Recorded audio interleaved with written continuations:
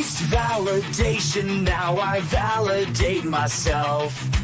Building inner strength, putting doubt up on the shelf. No more unnecessary drama, no more wasted time. Climbing higher constantly, making my own climb. Standing on higher ground, where excellence is found. My potential knows no bounds. Raising the bar, breaking ground. My network is my net worth. Choose your company wise. Surround yourself with eagles, not with sheep in disguise. Every interaction is a reflection of my brand. Quality over quantity, that's my personal command. Standing on higher ground,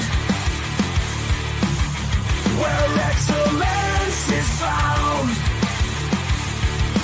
My potential knows no bounds. Raising the bar, breaking ground. Whoa, I'm not just living, I'm manifesting my vision. Cutting through limitations with surgical precision. My expectations are my compass, my respect is my shield. To mediocrity and chaos, I will never yield.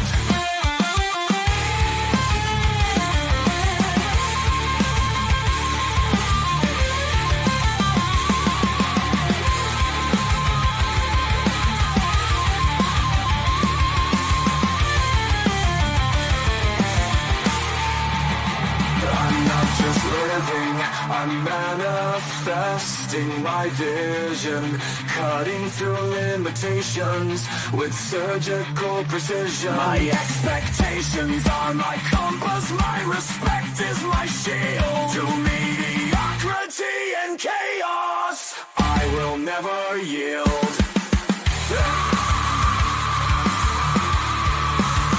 Standing on higher ground, where excellence is found. My potential knows no bounds. Raising the bar, breaking ground.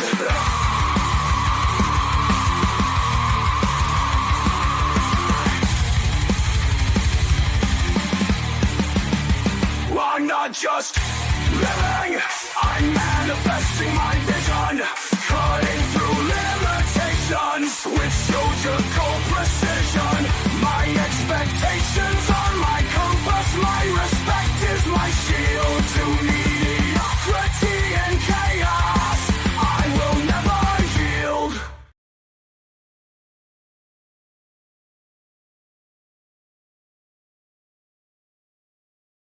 Come on, y'all, try me with this mic thing. How you doing, ladies and gentlemen? It is hot as but Jesus.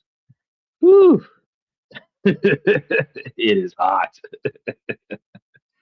All right, y'all. We gonna get through this today. Um, thank you for coming to this and that. I'm your host Xander, where we talk about this, that, and everything in between. And I gotta tell y'all every day, while we do not let the sun rise without going live, we don't always start on time, and that's why we ask you guys to like and subscribe, mash those reaction buttons while you're here, and then hit those notification buttons so that you know that we've gone live. Also, we've been doing a good job with having a lot of releases coming out, so make sure that you guys double check the membership because there's a lot of stuff going on in the membership.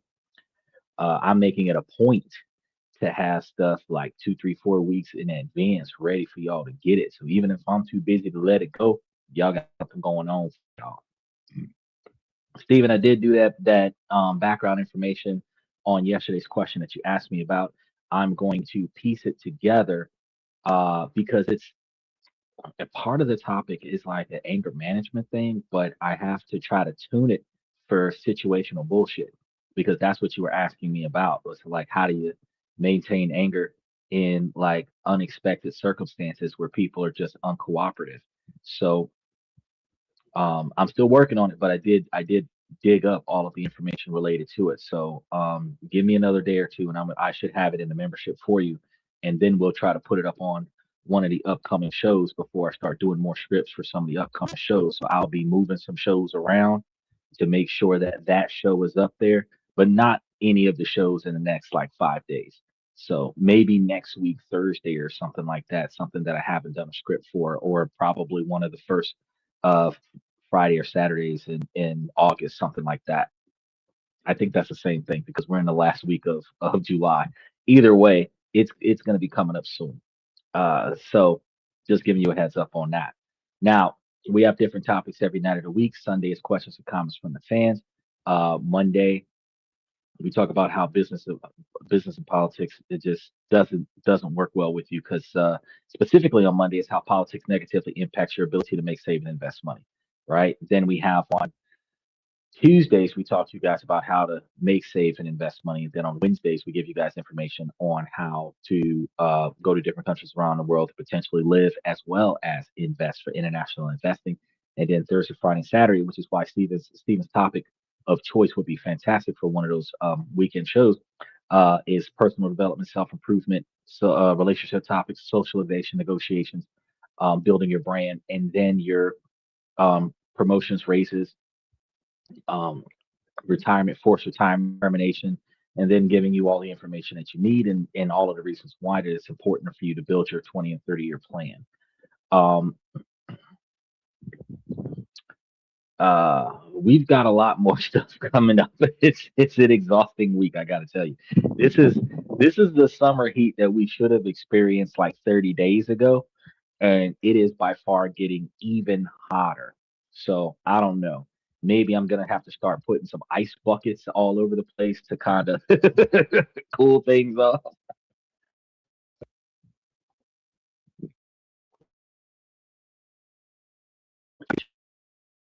Good idea. Put some ice buckets in front of the fans. Be working that machine in overtime, trying to keep it cool in here till we can get the AC units back up and running. But for almost $300 a month for just the air conditioner for 2.5 weeks out of the month, I'm like, man, that's all right. If we can survive until September,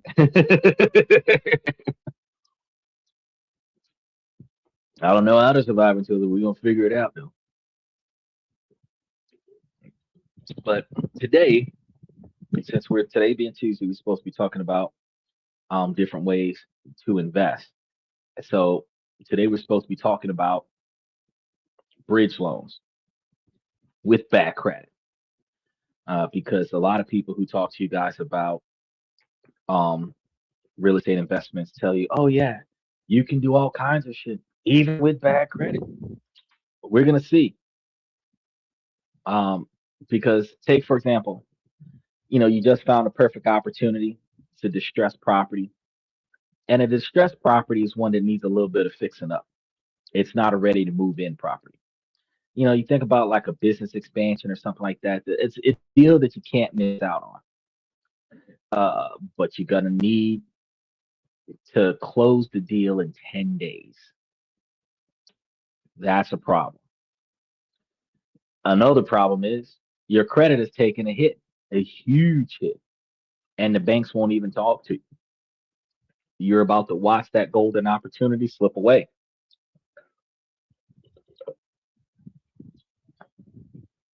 But what if there was a way to get the funding in days, not months, using the asset itself as collateral, the property that you're trying to get? And there is a way, and it is called a bridge loan. But this lifeline comes with a dangerous trade off that could cost you everything if you're not careful about it. So, in tonight's show, we're going to expose the speed versus cost traps of bad credit bridge loans. So, let's be real.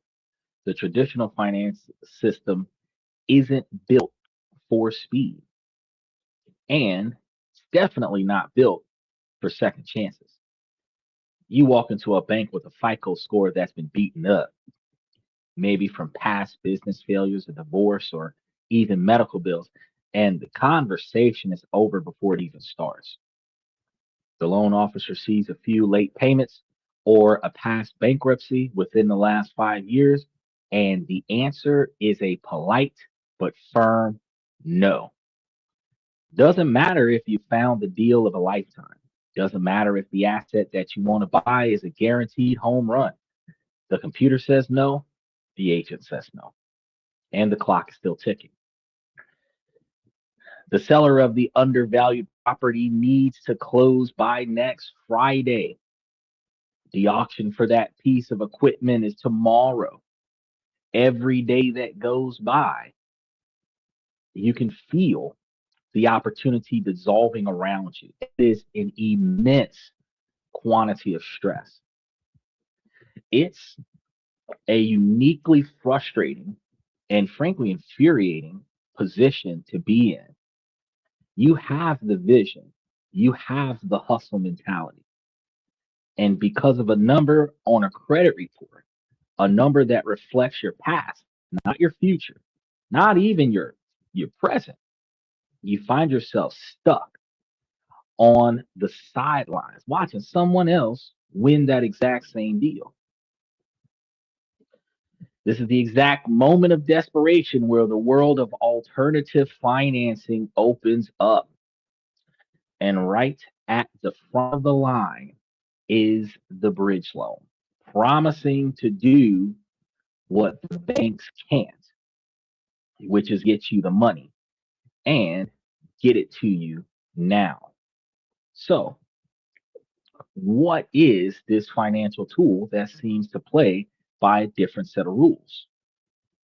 A bridge loan is sometimes called a swing loan or gap finance, if you guys have heard of it in that term.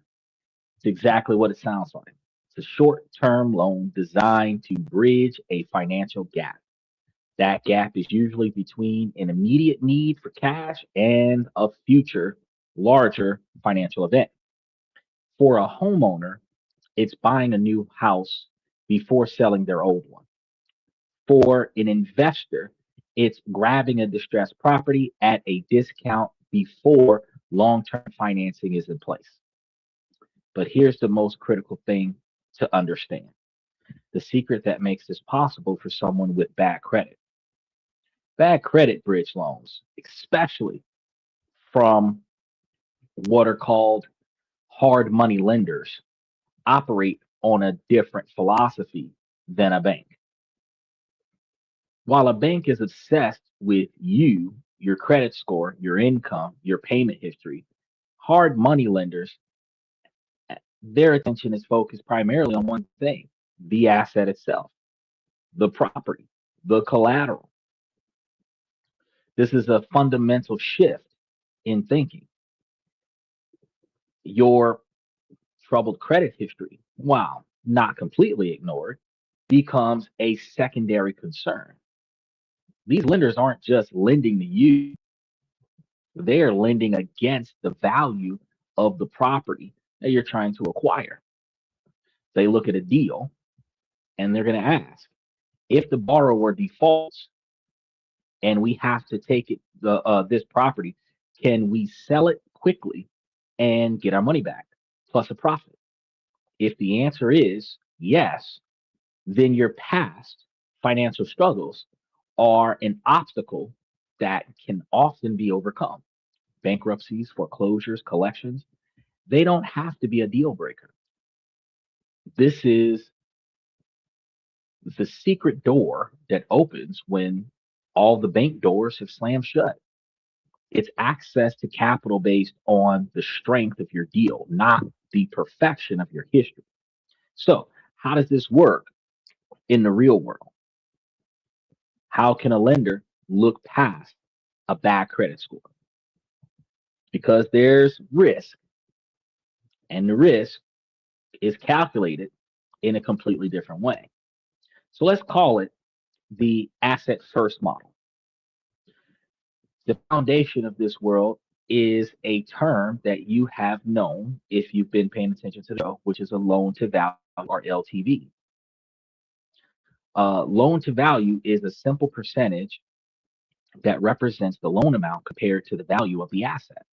So if a property is worth $500,000, you get a loan to value for $350,000. Your LTV is 70%. For a traditional bank, they might go up to 80% or 90% or even 95% loan to value on a mortgage. But that high leverage is usually available only to borrowers with stellar credit and often requires government backing or private mortgage insurance. A hard money bridge lender takes the opposite approach. Now, they will typically only lend up to a more conservative loan to value, usually capping at about 65 to 75% of the value of the house, meaning how much can it be sold for, either now or after you finish sinking all of the money that you're getting for it. And that's going to be two different values. Because if I buy the property now and do absolutely nothing with it, the value of the property is going to be different than if I'm borrowing money from this hard money lender or bridge loan to renovate the property and then try to sell it, where I would put repair into it. And the after repair value, ARV, might be a little bit higher than the uh, loan to value, right? So you might have a higher value after repair value. So typically they want to go on the lower end of the two and try to do about 70, 75% of the loan to value of buying it right now, or maybe 65% of the after repair value if you're actually borrowing money to do renovations on the property, right? For experienced borrowers or for the right deal, some lenders might even stretch it to 80%. Why do you think they use the lower LTVs? Well, because that difference, that 25 or 35% gap, is their safety net. It's called the equity cushion. And this was the same safety net that I mentioned to you guys when I told you guys about leveraging your portfolio, where if you have a portfolio that is valued at over $100,000 and you borrowed half or less than half of the portfolio, even under the current economic pressure where values have dropped by 20% or 25%, if your portfolio would have gone down from 100% of what it was when you borrowed the money, if it would have gone down 40%, it would still be 10% higher than what you borrowed, which prevents them from triggering an action or reaction to the market. All right. That's not something that a lot of people know about. They think, well, if I've got 100 grand and I can borrow up to 75 grand, I'll borrow the 75 and then I'll make it do what it do.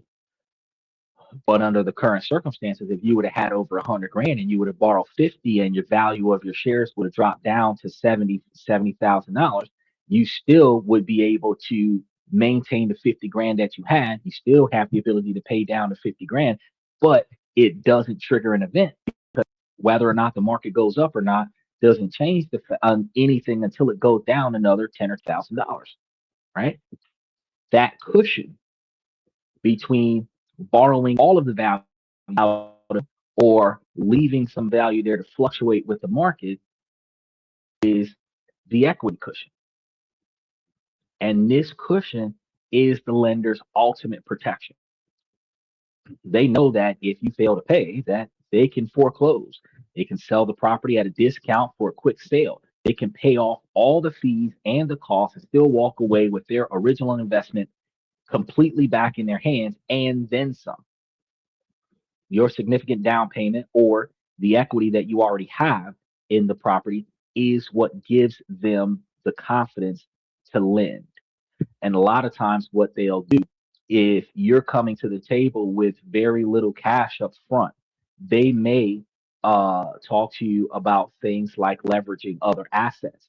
If you have other properties, preferably real estate properties that have monetary value, they typically give you up to 50% of the value of those properties So if you have two or three or four houses under your belt, and each one of them has no mortgage against them, you utilize each one of them at 50% of the value of that house to go and leverage towards a deal.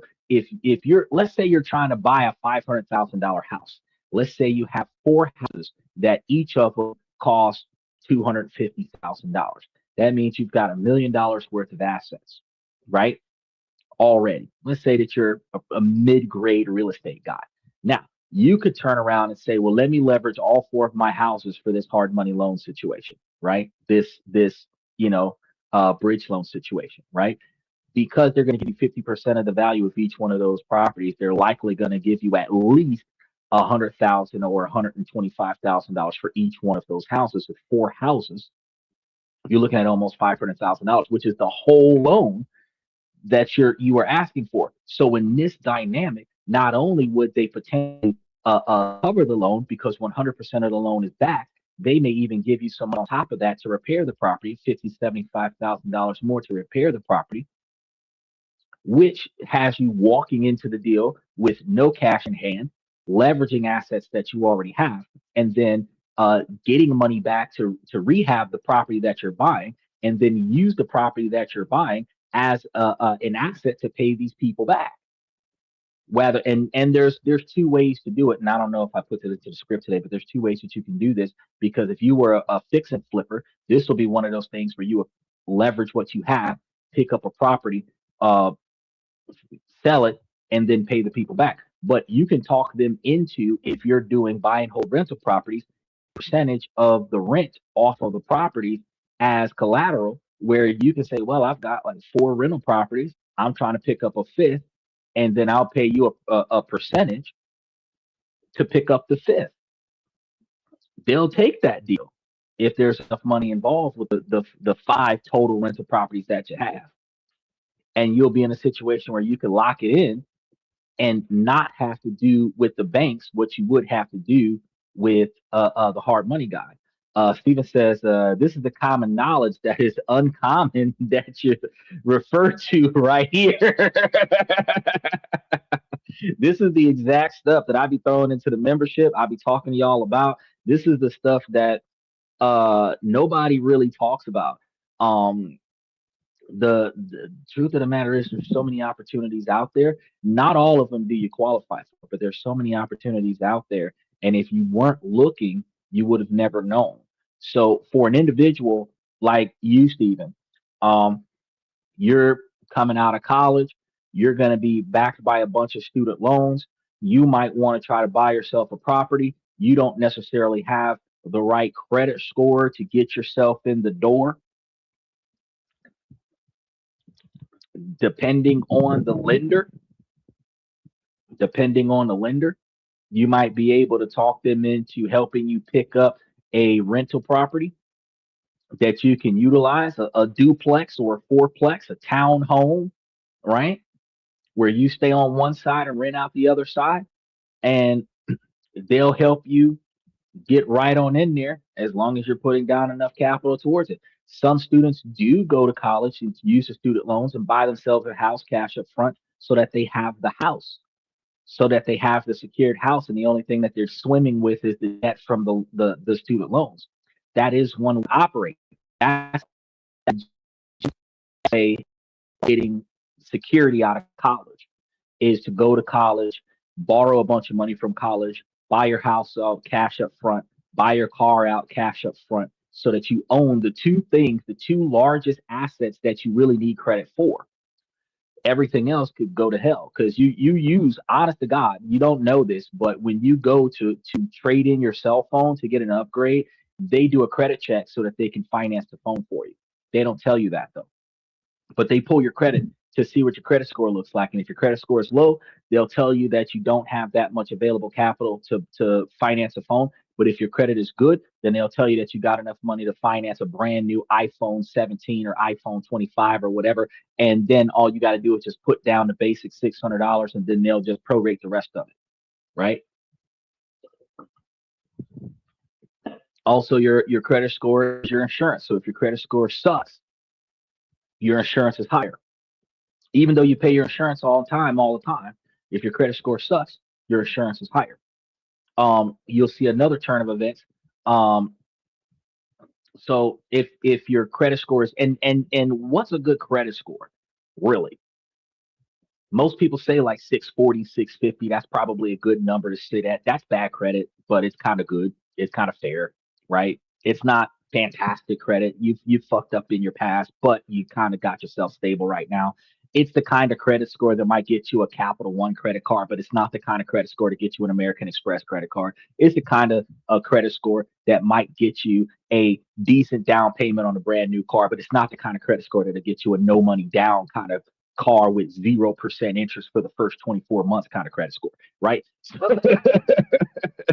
And if you've got like a 640 or a 650 or a 675 and you just can't find a way to get it over the top, you're in that situation where if you were to walk into a bank is going to either ask you for a shit ton of money or they're going to tell you no. If you've got a shit ton of money to go towards it, then they'll tell you yes. But if you don't have a shit ton of money to go towards it, they're going to tell you no, right? And that's one of the wildest parts. You know, I've been thinking, I've been thinking, I wonder if we can take a 640 credit score and go and grab a $5,000 cash loan for 24 months just to see.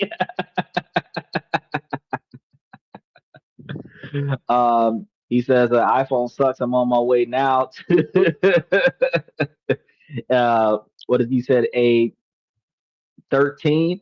I would never finance a phone. Before this, I used to go to Walmart and always buy the cheapest smartphones on Straight Talk. Bro, hey, I'm with you. I'm with you. Now, I started buying phones brand new, cash up front in college, back when they were $700 a phone. Now they're $1,500 a phone. So now I don't buy the phones cash up front. But the problem that I have these days, because like right now I got a 2023, I got a brand new 2023 when the 2023 came out in September 2023. But they set it up where they only prorate it if you trade in the old phone or if under some circumstance you're activating a new line. I've got a really snazzy plan where I'm getting like half of my lines for free. I'm not going to fuck that up by adding an extra line to it. So that means in order for me to do a true to life upgrade, my 2023 must be outdated, which is probably going to be 2028. Then I have no choice but to upgrade because the phone is no longer valuable to the network. In that scenario, they'll do an upgrade process, take my old phone, put the value of that phone towards some of the taxes on a new phone. I'm still going to give them 600 bucks, but then they're going to charge me the difference on my rate plan where I'm actually only paying like $400 for a brand new 2028 phone. Uh, that's the only reason why I do it that way nowadays because it makes sense if I'm keeping my phone in good condition and the I don't really store much information on my cell phone and everything can transfer over from one device to the next. So when I'm doing an upgrade, I'm only doing an upgrade when I have no other choice. If back when I was in college, I would just get an upgrade every year because I didn't know any better. And Obama was paying for everything with all the extra student loan money that was being passed around. But these days, it's like no, I could save money because I'm ultimately renting the phone otherwise, right? I could just save money and just, trade it in when it is absolutely necessary. So the day I get the report that my 2023 is no longer backed by updates, that's when I'm going to go to the phone company, say, hey, I want to upgrade this phone to the newest model. And the reason why I'm doing the newest model is because it usually takes 5 years for the model to be outdated. So if I'm going to put $400 down on the phone once every 5 years, that's less than $100 a year for the phone. And I'm using it every day, all day. So it kind of pays for itself.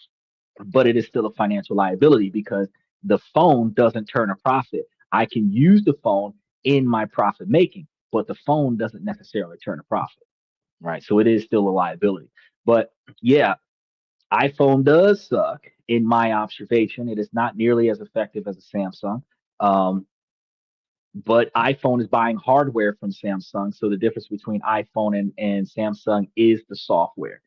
And I don't personally like the user friendly platform of iPhone because it's not customizable. You can't add anything different to the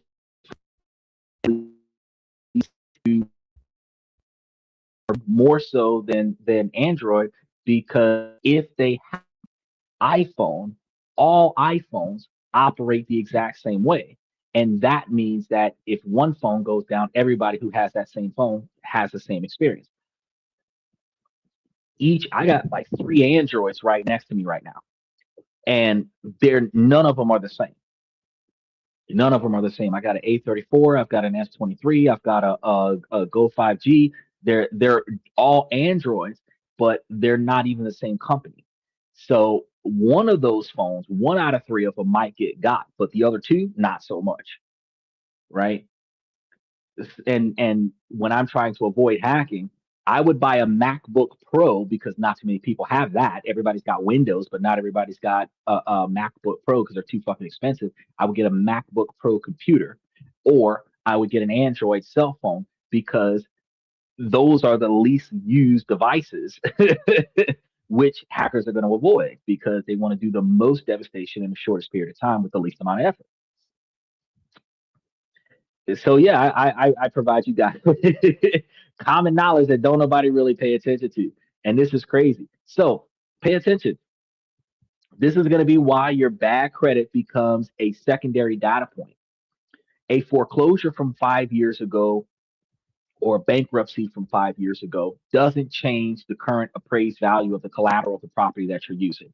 A low FICO score, where part of that low FICO score is going to be a large quantity of student loan debt, but it's weighed heavily in certain situations and not weighed heavily in other situations.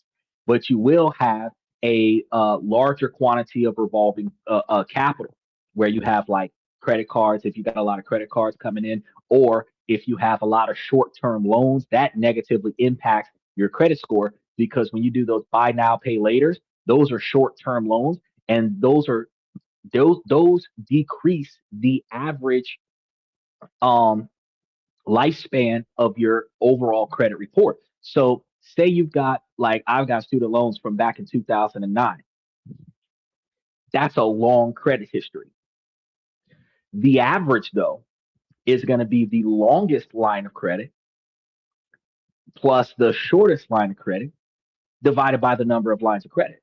So if you have a bunch of 6 month uh, uh, on again, off again credit lines versus a lengthy scenario, your average starts becoming 1 to 2 years or less.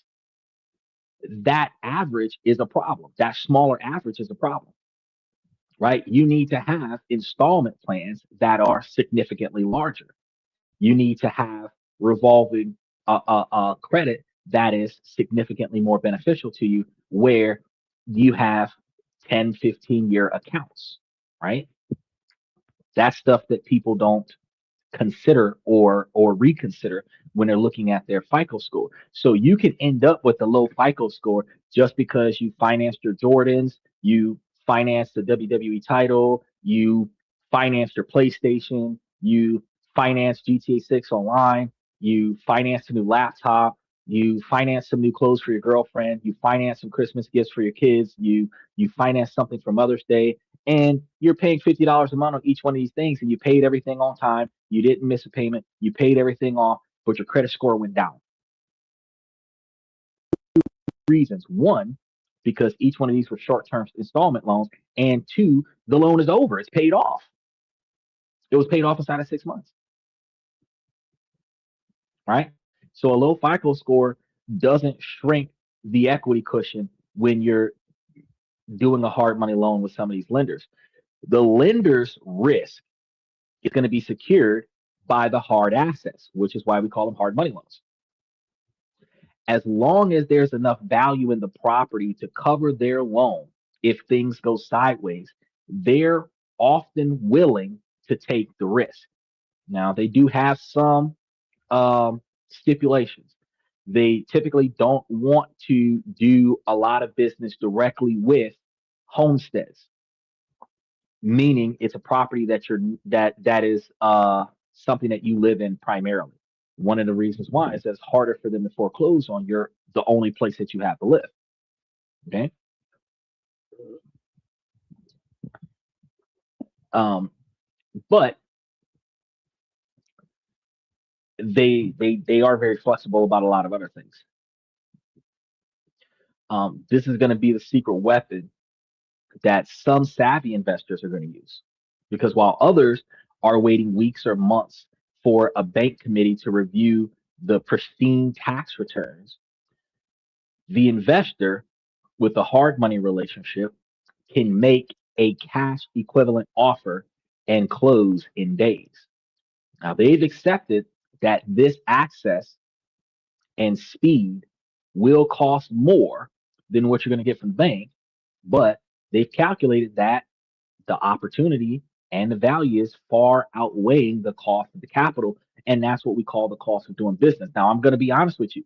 You might see bank loans that are hitting you like 6 and 8% on a property. You might see a hard money loan that's hitting you like 14%. It's not favorable to the average good credit score, good payment history, large asset holder. But it's favorable to the guy that just barely made it, doesn't quite have enough, and just needs a little oomph to get started, to get over that line. So if asset based lending is the good news, then the loan terms are the cold, hard reality of what you're paying for that access. So this isn't going to be a 30-year mortgage with a comfortable payment plan. This is going to be a high stakes short term tool, typically 12 to 18 months. And you need to understand every single part of it, which is why we're talking about a bridge, meaning from the time you find the asset to the time that you find the money and you have the money that's supposed to be inside of this short window of time. So let's talk about term lengths. A bridge loan is a sprint, not a marathon. So we're not talking 10 or 20 years. Typical bridge loan terms are anywhere from 6 to 24 months. Like I told you, 12 to 18 months. For larger commercial projects, and we're talking about, when we say commercial projects, we're talking about a million, 10 million, something like that. Terms can sometimes extend to 36 months, but that's less common for smaller deals, right? This incredibly short window is by design. The lender is not your long term partner, they are a temporary solution. And this short term puts immense pressure on you to execute your exit plan. Now, real quick on a side note, as we're getting into this, from the perspective of the borrower, that's what we're covering today. And I'm actually going to talk about these bridge loans again, I believe, next week from the perspective of the lender. Because you got to understand that if you've got the capital to cover these bridge loans, you've got people that are borrowing money from you in a short period of time, paying you back with immense interest, and then you're able to recycle that money back into somebody else's deal where you don't have to go through the stress of balancing the budget, of making sure that the other people close the deals, that people are buying the properties and all this, that, and the other. All you have to do is make sure that you have the money available to validate the loan that they're requesting. So we're going to be talking about that side of the bridge loans, I do believe, sometime next week when we cover bridge loans again. Now, the next thing we're going to be talking about, and this is going to be a big one, it's going to be the interest rates. Prepare for stickier shocks. As of mid 2026, for borrowers with challenging credit. Challenging credit is when you're below 680. Challenging credit sometimes can be when you're below 630. You're really suffering when you're at a 600, right? You're going to expect above market average interest rates from 9 to 14%, or sometimes even higher, depending on how bad your credit is, how bad your payment history is, how much asset you have invested in the situation, how much capital you have available. what your payback plan is, right? All that stuff plays into the percentage yields. And some hard money specialists quote rates at 12% and up for most deals with very poor credit, 500, 550, 580, right? And this is going to be the cost in the speed versus cost trap. So I know that there was a guy that was jumping onto the show a month or two ago that was saying that they were helping people lock in houses with like really low credit scores, 550, 580, whatever. This is one of the ways that you can do it. You are paying a massive premium for speed and for the lender to place less weight on your credit history. Now, then there's going to be the structured payments because do you think that they're going to throw this money at you and wait until you get money? No, no, no, no. Most bridge loans are going to be structured as interest only payments. This means that your monthly payment doesn't go towards paying down the principal at all. You are only covering the interest charge. So, on the surface, that might seem great to you, but it keeps your monthly carry costs low. A $400,000 loan at 12% annual interest would have an interest only payment of $4,000 a month. If you can afford that $4,000 a month, then you might feel like this is a good spread. But that is a deceptive comfort because at the end of your 12 or 24-month term, the entire original loan amount, which is the full $400,000, comes due all at once, and this is called a balloon payment. And it is, without a doubt, the most dangerous part of the bridge loan. So you have to come up with the entire principal in a lump sum because it's going to be a financial cliff. Now they do have opportunities to extend the loan where they up from 12% to 18% or up from 14% to 24% or whatever because you haven't gotten that 400 grand yet, but that means that you're paying more interest over time to maintain the property. As long as you're giving them interest on the principal and you still owe them the principal like a loan shark, they're gonna try to work with you in some situations, but they're eventually going to call this loan for you once you have passed your original contract date. So your entire strategy must be built around being able to make this massive payment on time, if not early. He said, great way to stay poor.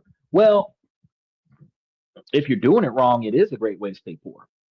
But you got to understand, okay, so check this out.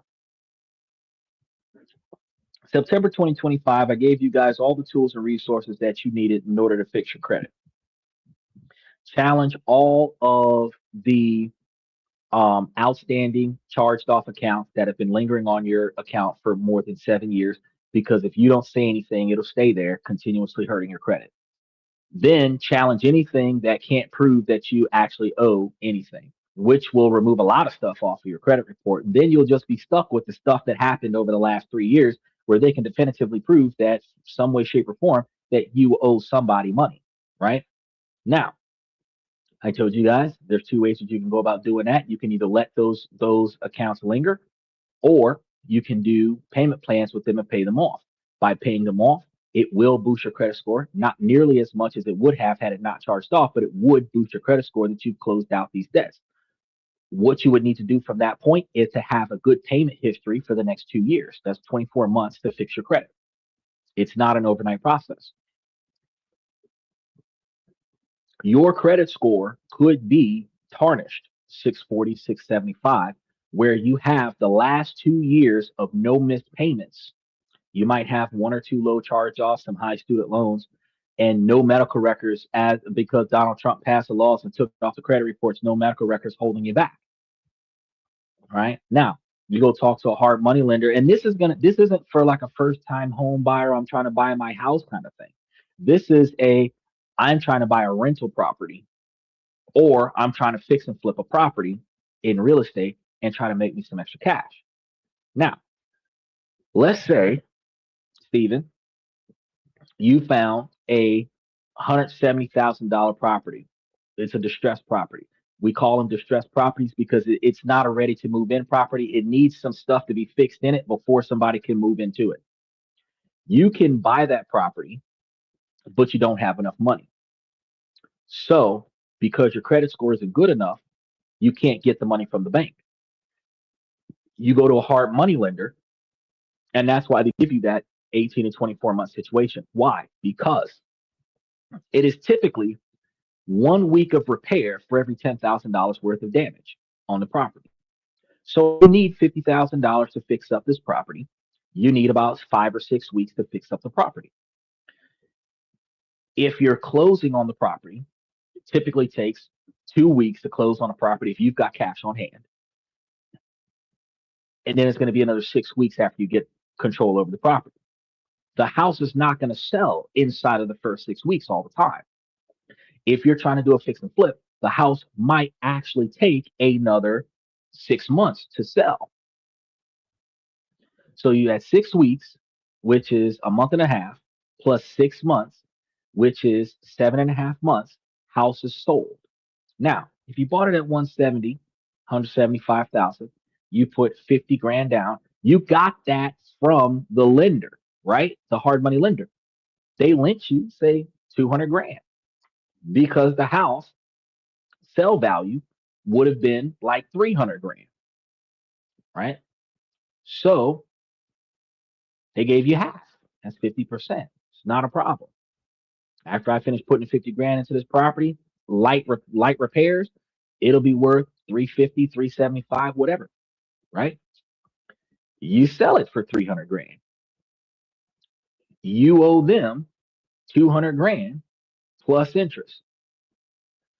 Let's say 240, 250 with interest, right? But you've been paying the interest month to month because off of 200 grand, if you were only paying the interest, you might have been paying like $2,500 a month on the interest itself for the 7 months. Then when you sold the house, you just give them the 200 that you owe them and you keep whatever's left. Now, if you sold the house for $150,000 more than what you borrowed, you gave them $50,000 worth of interest plus the principal, you still made $100,000 profit. Now, because you made $100,000 profit, you don't necessarily need to use that hard money scenario a second time. You have $100,000.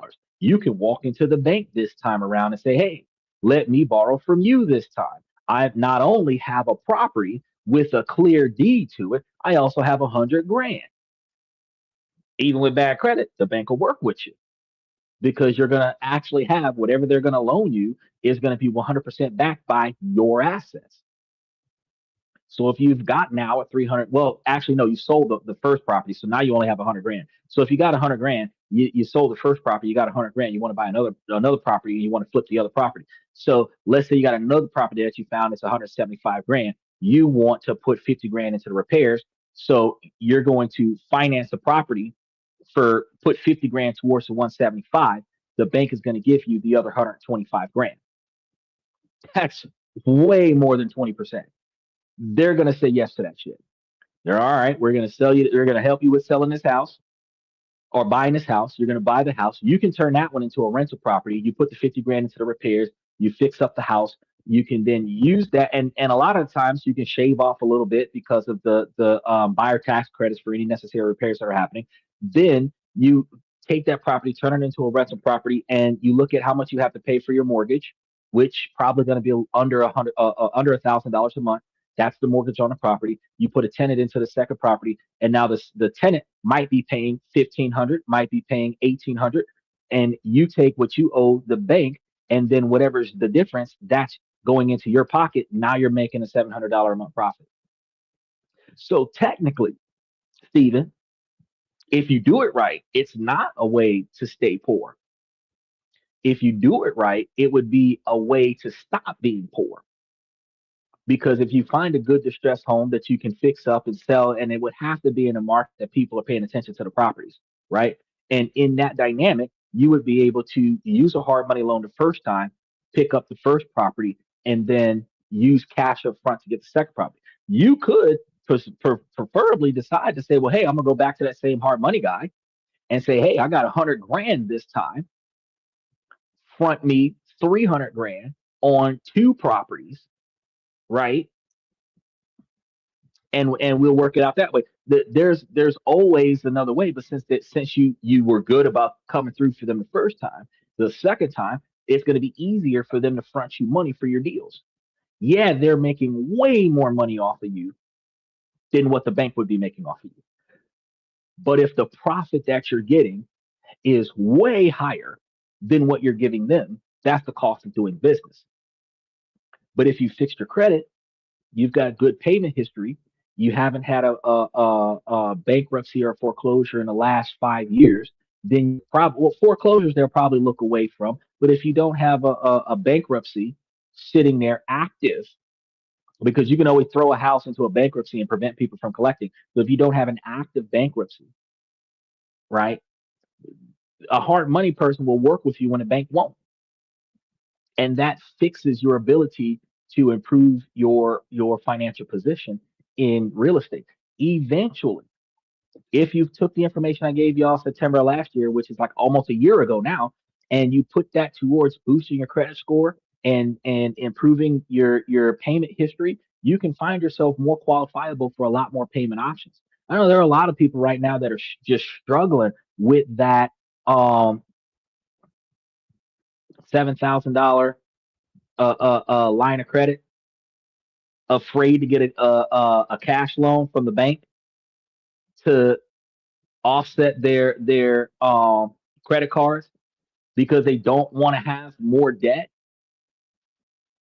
But if you work on your credit score and you've been doing good payments for this period of time, where they can say, okay, well, this 5 grand will front you this 5 grand.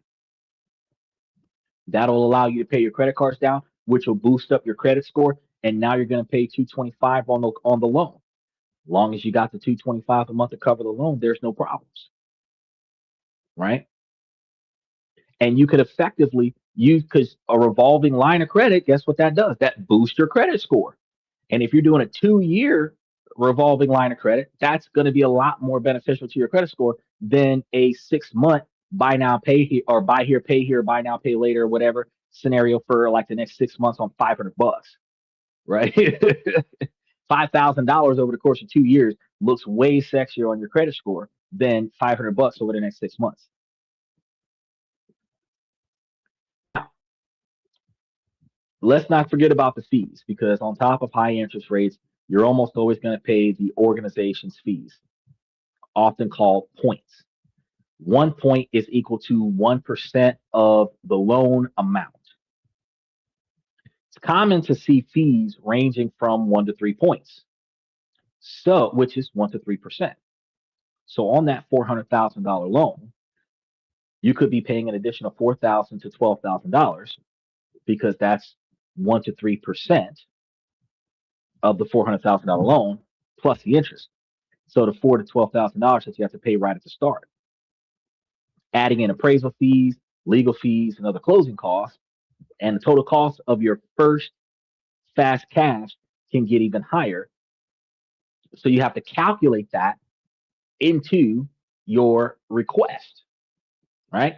So when you put it all together, short term, high interest rate, interest only payments, and massive balloon payment, you start to see the true nature of the beast. You're stepping onto a financial treadmill that is moving very, very fast. And if you're not paying attention to what you're doing, you can trip and fall and hurt yourself. Now, we're going to get into the deep mechanics here. So if you're finding this breakdown valuable, it's clarifying how these high stakes loans really work. I want you guys to do me a favor, hit the like button if you haven't done so already, subscribe to the channel if you haven't done so already, and continue to mash those reaction buttons. It's going to tell the algorithm that this is the kind of depth that provides that financial education that people are looking for, that they didn't even know was out there. And it really helps the channel. So let's go ahead and start talking about the seductive part of the trap, right? how they get you funded in days instead of weeks. The single biggest selling point of a bridge loan is the speed. While a traditional bank loan plods along, taking months or more, a bridge lender can often get you to the finish line in a fraction of that time. And maybe they can close in 7 to 14 business days under the right situation. In rare high stakes situations with a perfectly prepared file, some specialized lenders can even close faster than that. But that speed comes at a premium. How is this even possible? Well, it goes back to asset based models. Since the lender isn't doing a deep dive forensic analysis of your entire financial life, the documentation process is radically simple. This is often called the light doc loan. Doesn't mean that there is no documentation. It just means that the documentation is focused on the assets, not you.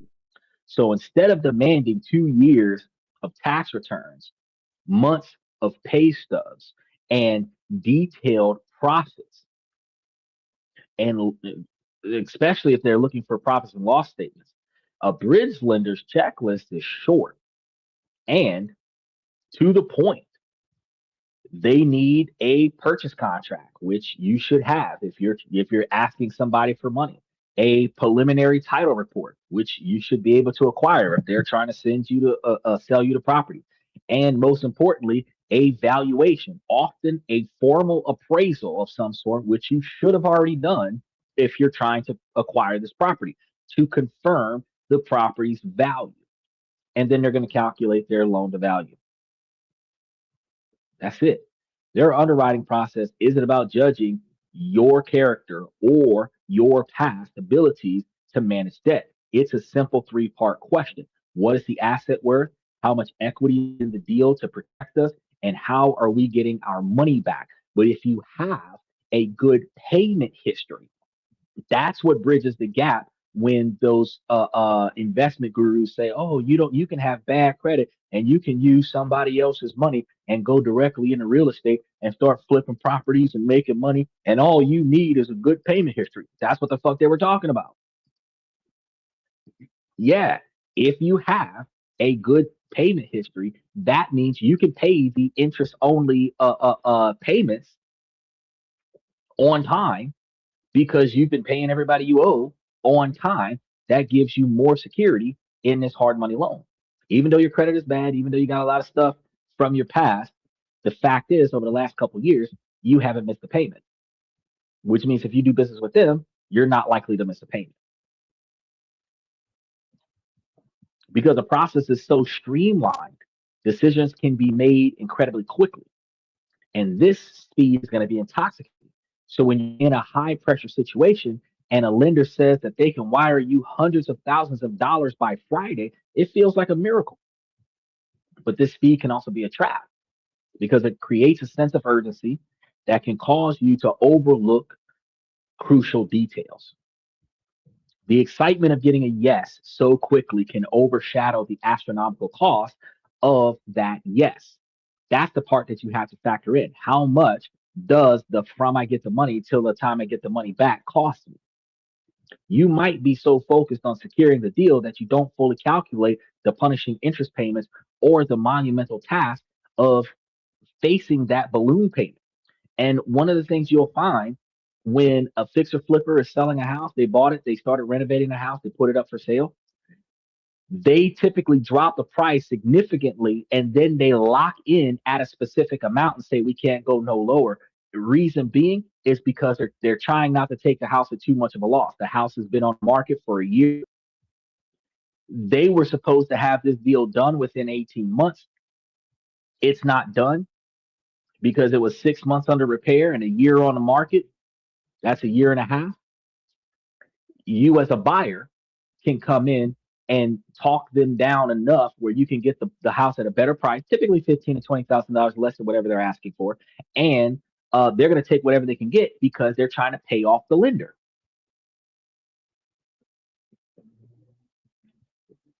And for you, that closing could take 2 months. And the reason why that closing could take 2 months is because in order for them to get the title, they've got to pay the lender. Then the bank will give them the money.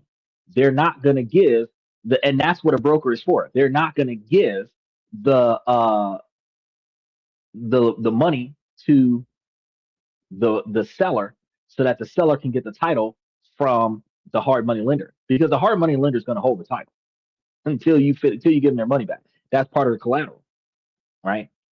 So the speed to solve your immediate problem is going to be there, but it can lure you into a much bigger one size fits all problem down the road that you might not be able to solve.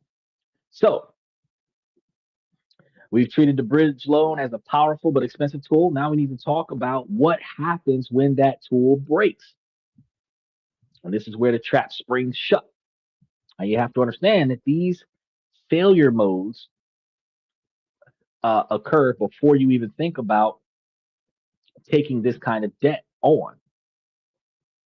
And typically one of the reasons why people are afraid to take action in this manner is because they are afraid of the negative fallout. Like, what if nobody wants the house? Somebody wants it. Man, there's a house next door to me where everybody killed themselves in a house like Chris Benoit. That house sold for $250,000. Somebody's going to want it. Didn't me if I'm going to buy a house that's haunted that looks like OJ's house covered in blood and everything like that. No, but somebody will buy it. They'll take the carpet out, polish the walls, paint over the bloodstains, move right in. Some people don't care. So you can't think to yourself, well, if nobody wants it, you have to think, can I afford to hold down the cost, the holding cost until it sells? That's the question that you have to ask yourself. So the number one killer that exists is going to be a exit strategy failure. Not a lot of people. Everybody sees a good deal and they see how they can get themselves into the deal. They don't see how to get themselves out of the deal. And getting out of the deal is not running from the deal before the deal resolves itself. It is making a profit off of the deal. I had a buddy of mine that I talked to. He had fantastic ideas on a regular basis that he would talk about hypothetically this, and this. And yeah, they're good ideas on paper. But how do you get that idea to a profit? Even something like doing this podcast, it's a fantastic idea. So many people, if they found out that this was here, that they would probably come here quite often and learn some stuff so that they could actually find themselves in a position where they don't have to financially struggle as much as they used to. But for this to be a successful 2 million follower podcast, I have to see it to the finish. And the finish is not at the end of the year. The finish is when it is a revolving high volume podcast that is being watched all over the world. So I got to keep doing it until it reaches that point. And that's not what people pay attention to. They think, well, an idea is a good idea, short-term gratification. I'm going to get into it, short-term effort. I'm going to get something out of it. And if they don't get effort out of it, or if their effort doesn't get a profit out of it in a short enough period of time, they abandon the idea. All of the money and time and effort that was invested into it becomes a financial loss. They just charge it to the game. Well, I tried it and it didn't work. I started this thing and it didn't work. If you don't quit, it will work eventually. You just have to change the way you address it. You have to change the way you get into it. So when we start talking about exit strategy failure, you have to remember that every bridge loan is taken out with the assumption that a future event will happen to pay it off. This is supposed to be your exit. Typically, selling the property or refinancing it with a cheaper long-term loan. And that actually is something that we didn't talk about in the beginning of tonight's show. Because if you pick up the property with a hard money lender, and remember I told you guys, that there's like 8,000 financial institutions across the United States, well over 8,000 financial institutions across the United States. I told you guys to have at least one bank account and one credit union in every state. That would be at least 100 financial institutions under your control. If you got a hard money loan on a property, right? And you did the renovations, the value of the property is higher, where you might have bought the $175,000 property that could have sold for $200,000, and you might have got it for the 175. You might have got it for $100,000 off the guy and put up an extra 50 grand, or you might have got it for 125,000 and put up the extra 50 grand, did the repairs, but now it's worth 350. Well, if you owe less than 50% of the value of the property, and then you go to a bank and say refinance this property, bank more than likely will do it. And if they refinance the property, you pay off the hard money lender, and now you can turn it into a rental property. I mean, unless you use like an FHA loan that requires you to live in the property for 12 months. But if you use a regular bank loan, or in the credit loans, credit unions are going to have cheaper interest rates than banks.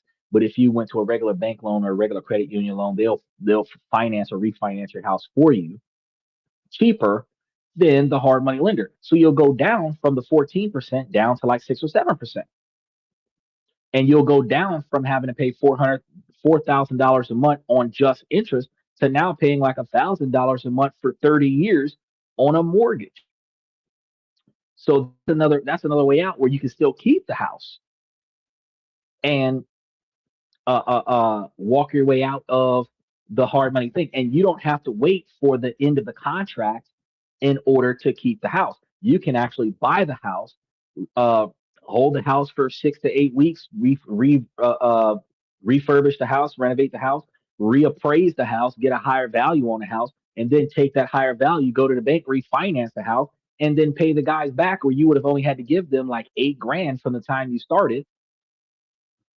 But the bank might give you 200 grand on the 175 that you borrowed from them, which means that you can give them back their 175 grand after giving them the 8 grand of interest only, and still be able to pocket that 200 grand, where you just reimburse yourself on everything that you borrowed from these people, and potentially have an extra 50 grand set aside, put a tenant in there, got the tenant paying the rent out of the 50 grand that you out of the 50 grand extra that you got in the bank when refinancing this property. That 50 grand can help you pay the monthly payments on the mortgage until you put a tenant in there to pay the monthly.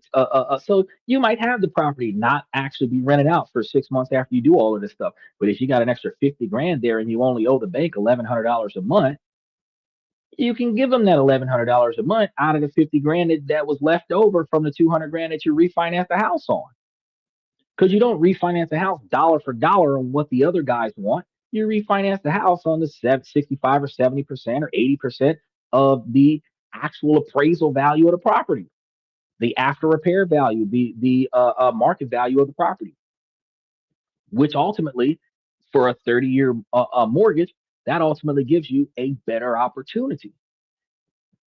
So that switches back to what you said earlier. Great way to stay poor. This is actually a great way for poor people to stop being poor, because if you do this right, and you would have to set it up first, because like I said, you got to have your pay history in check. You have to have all of the unnecessary stuff taken off your credit report. You have to have all of the stuff set up in a way where you actually would otherwise qualify. If you had an asset already, you would otherwise qualify for the bank loan or the credit union loan.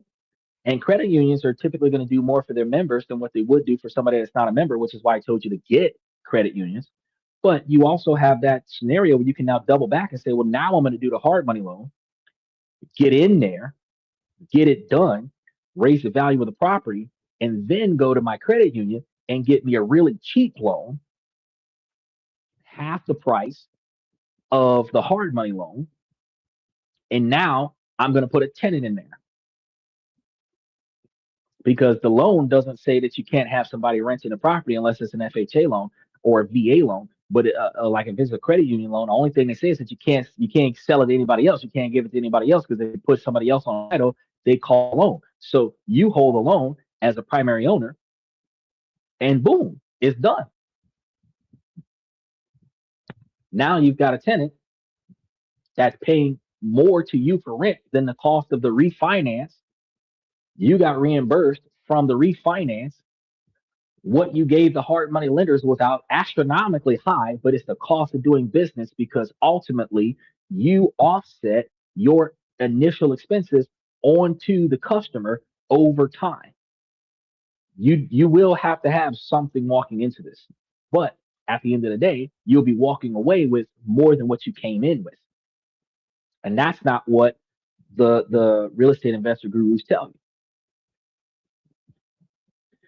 But what if you don't have an exit plan? What if the house sits on the market for 6 months or longer, or even more than what you would expect it to? What if renovations uncovers foundation issues that doubles your budget and doubles your timeline? What if you get the property ready to finance, but because of your credit, the bank still says no? That happens. And this is going to be the moment of pure terror. Your 12-month term is going to be up, right? The massive balloon payment is going to be due, and you don't have the money. The lender who was your friendly partner when you signed the papers is now your adversary. Their only goal is to get their capital back. Some contracts even have rate escalation clauses where your already high interest rate can skyrocket if you fail to pay on time. Ultimately, they will begin the foreclosing process if you don't get an understanding with them about how much extra time that you need, or if they're tired of waiting. If you're 6 months or a year beyond the original close date and they are not willing to give you any more time, they start working on a foreclosure process.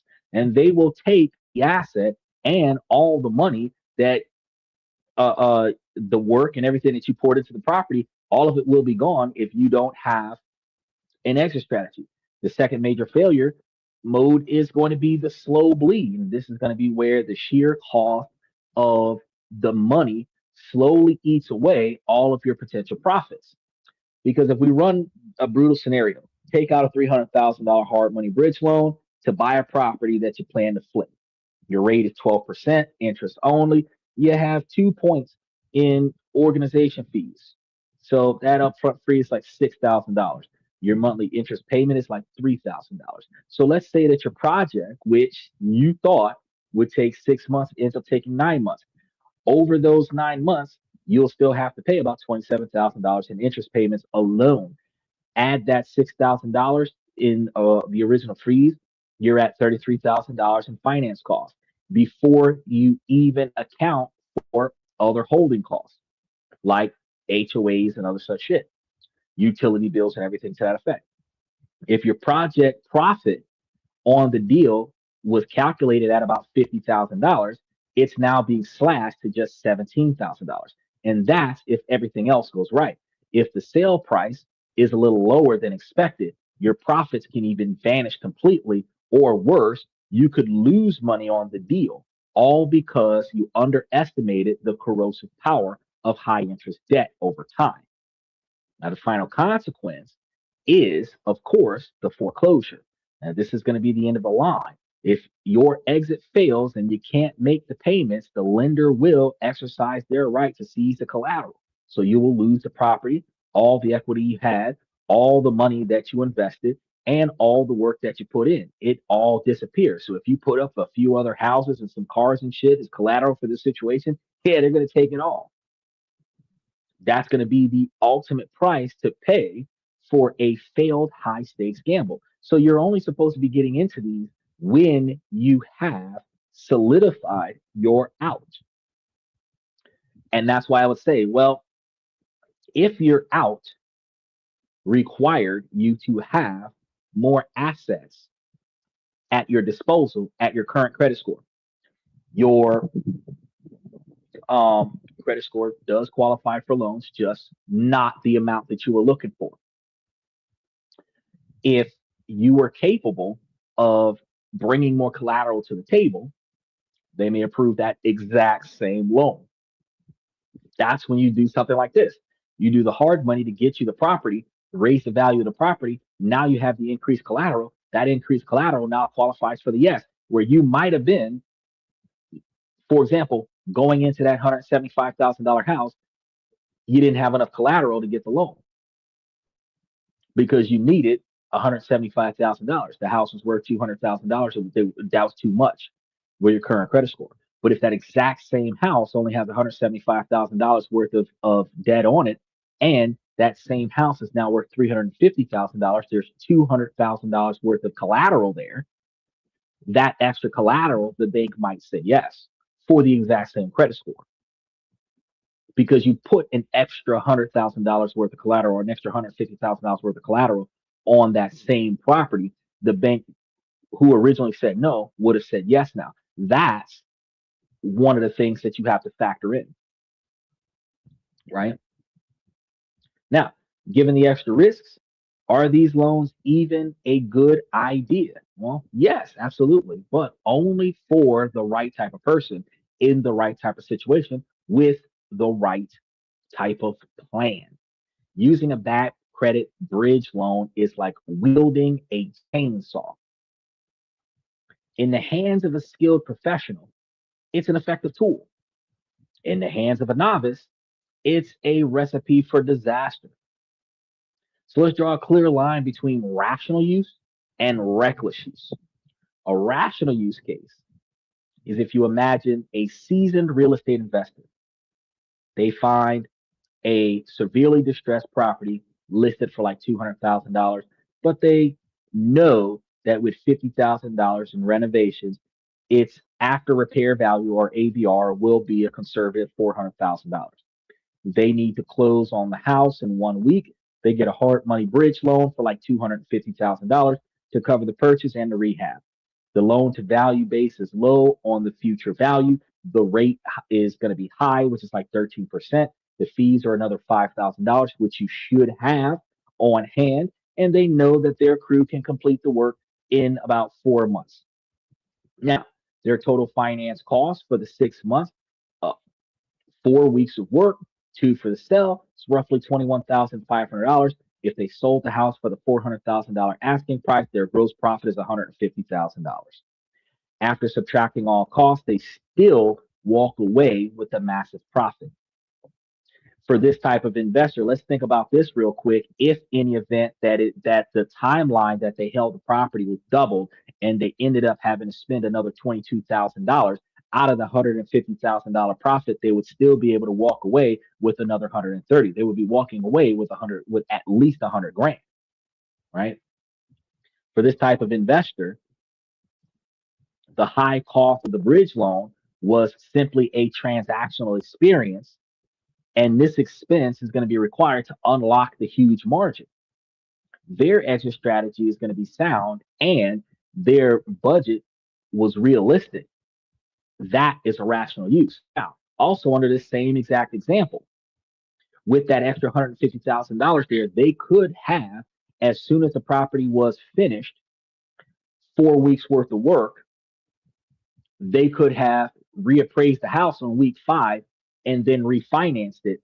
And within 8 weeks, they could have pulled the house out of the hard money situation and only spent like $16,000 on the hard money individual instead of having to pay the $21,000.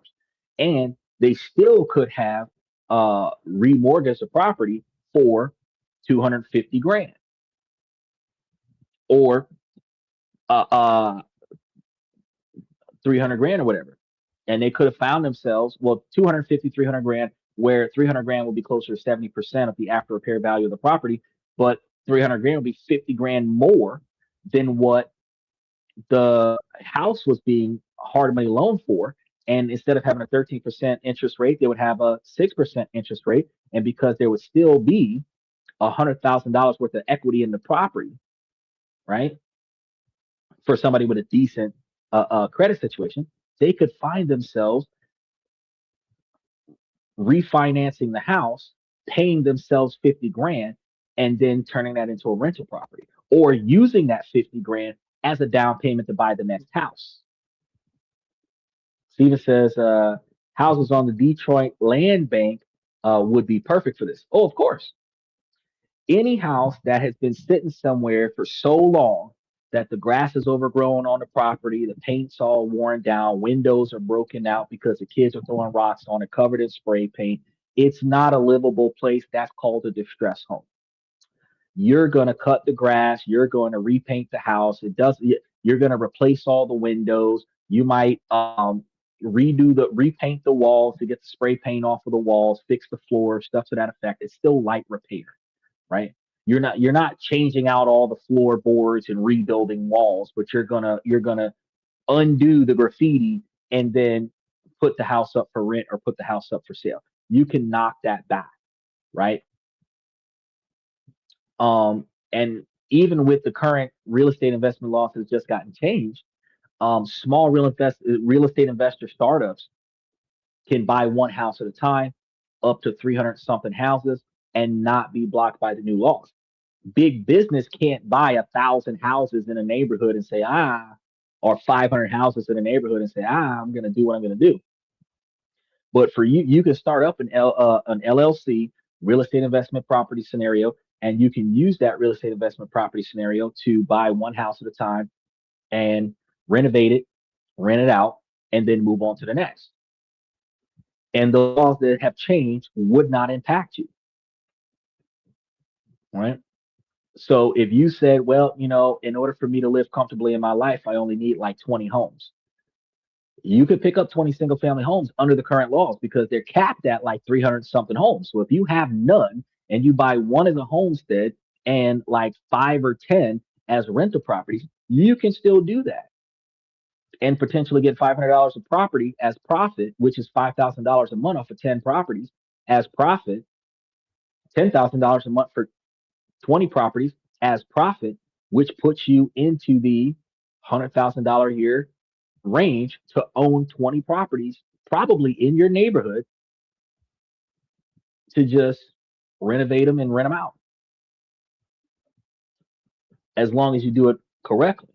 Now, incorrectly, a reckless case, we're going to talk about that. Consider someone with bad credit, small business that's struggling.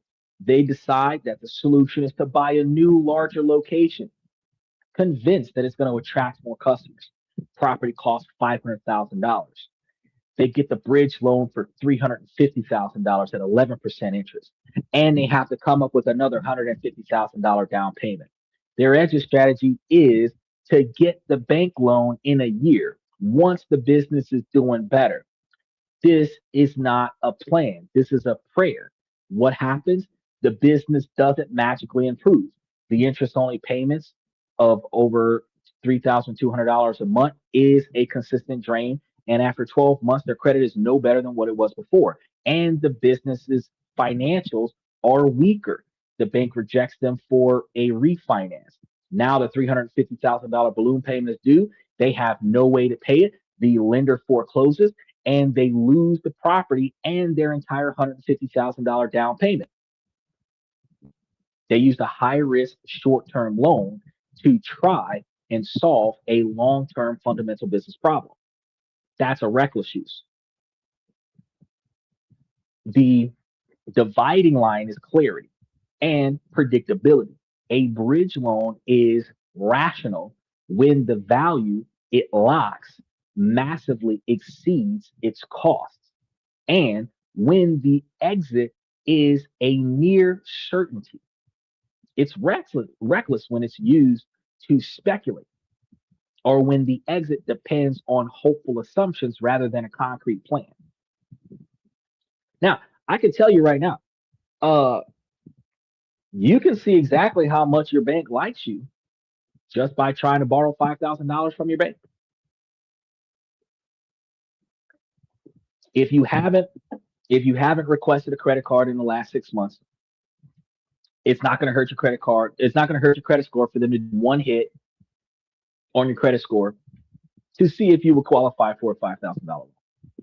And why do I say see if you qualify for a $5,000 loan? Well, If you can't qualify for a $5,000 installment loan, you're not going to qualify for a $150,000 house loan. You understand? You get the $5,000 installment loan, you can use it to kind of benefit yourself because think about this with a $5,000 installment loan, a lot of the times you have a lot of smaller unpaid charge offs on your credit report. You can either use that $5,000 thing to, you can either use it to throw it in your brokerage account and get you some money, but $5,000 isn't going to get you a lot. Even at 20%, it's only going to give you $1,000 a year. And your payments on that is going to be more than that. But you can use it to pay down your credit cards, give you some room so that you're not paying so much money in interest on your credit cards.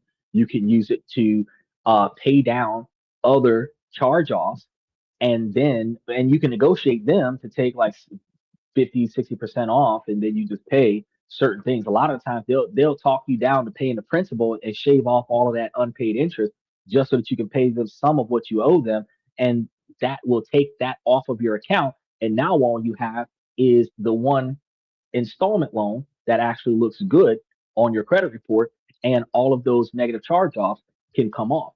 After you've paid off that $5,000 installment loan, you can actually then go back and get a $10,000 installment loan, right? And you can use that $10,000 installment loan. There's another way that you can use it. You can use it to get you a secure credit card. Some people would say that that's a bad idea because you now owe so much money per month on the credit card. But if you're boosting your credit score over 700 so that you can qualify for a $500,000 loan without having to do the hard money thing, if you got the money to pay for it, that's one strategy that you can utilize. But you have to understand that if you can't get a $5,000 loan from your bank, you can't get a house from your bank. You understand? Your financial paperwork got to be right. Right. Steven says, I just borrowed from the bank, but not $5,000. I know. You can get $1,000 or $1,200 or $2,500 a whole lot easier than you can get $5,000 and $10,000. They start asking the more money you ask for, the more questions they ask, right? The more strict they are. But if you've been like with the credit union for like a year, 2 years, 5 years, and then you go over there and you say, hey, I want 5 grand. That's sometimes the quantity of money that people ask for a down payment on a car. If you can get that, then you're headed in the right direction. And this is how this before you start looking for a real estate deal to close on, you can test your credit worthiness by doing shit like this. And you can use that money beneficially to yourself. Because I do believe that a $5,000 loan under the right circumstances might run you about $250 a month. Now, if you've got a bomb ass portfolio and you're adding that 5 grand onto your stock portfolio and you're taking that $250 a month out of the dividend distribution and you're paying back the loan out of your brokerage account, you could potentially borrow the money from the bank, tell them you're consolidating debt, and then you take the money and then you put it into the brokerage account, then you just pay off the loan. And then once you pay off the loan, you still got the principal. And since you paid off the loan versus the taxable income kind of wash each other out, and you're ultimately in a position where you're not actually taxed on the money that you profited off the brokerage account because you paid off the debt. Then you can go back and grab you another loan. That's another way that you can leverage loans to make profit. But you're looking at the interest rates of the bank loan for a cash loan because the interest rates for a cash loan is sometimes significantly higher than an asset-backed loan. And when you start thinking about if they start offering like 18 and 22% interest on the thing and you're making like 15 to 20% return on investment, you're losing 2 to 8% return on investment. Sometimes you're calling that the cost of doing business if you are using someone else's money to turn a profit. Not a lot of the big time money making guys are going to say, oh, well, that's a good investment if you're spending more than what you're making in order for you to have this extra chunk of change. Well, shit, 8% fee to get an extra 5 grand, I can't put 5 grand, right? Because this is 8% per year, right? I can't put 8% of 5 grand anywhere. 5 grand in 24 months, right? Because that would be a total of 16% of the value of the 5 grand, which is not 5 grand, right? Even at 10%, that would be $500 a year that I would pay to get 5 grand. And if I was able to pay that whole 5 grand off, shit, for $1,000, I got $5,000. That's buying money. That's the cost of doing business. But that $5,000 will forever turn me a profit. Now, can I recoup the loss on that? Yeah, year over year, if I keep that principal and it continues to give me the $1,000 a year compounded interest and everything to that effect on my original investment, 2 or 3 years after I've given that first grand to get the 5 grand, I would have made back the grand that I gave up. But that's long-term investment strategies. If you're thinking about it in the short term, from the time you get the loan to the time you pay off the loan, yeah, you're going to be thinking about how you're spending more than you're making with somebody else's money, not your own. Now you also have to realize that after using these more difficult, more costly ways to get the principal into your pocket, you realize that you no longer have to use these methods going forward because you've already collected the principal. Now that you've got the principal, you can do things like leverage the principal against certain assets. So if you leverage a brokerage account to buy a real estate property, and then you take the dividends and you pay on the loan. If your dividends are $3,000 a month and they're telling you that you got to pay $2,500 a month towards the loan, you're not hurting on this type of deal, right? That's the kind of success that the wealthy has because they have more than just real estate. They have gold, silver, Bitcoin. They have brokerage accounts. They have real estate properties, rental properties, and properties for sale. They have multiple facets of assets that they hold where they don't just buy stuff for the convenience of buying it. They buy stuff that is supposed to turn them a profit over time, right?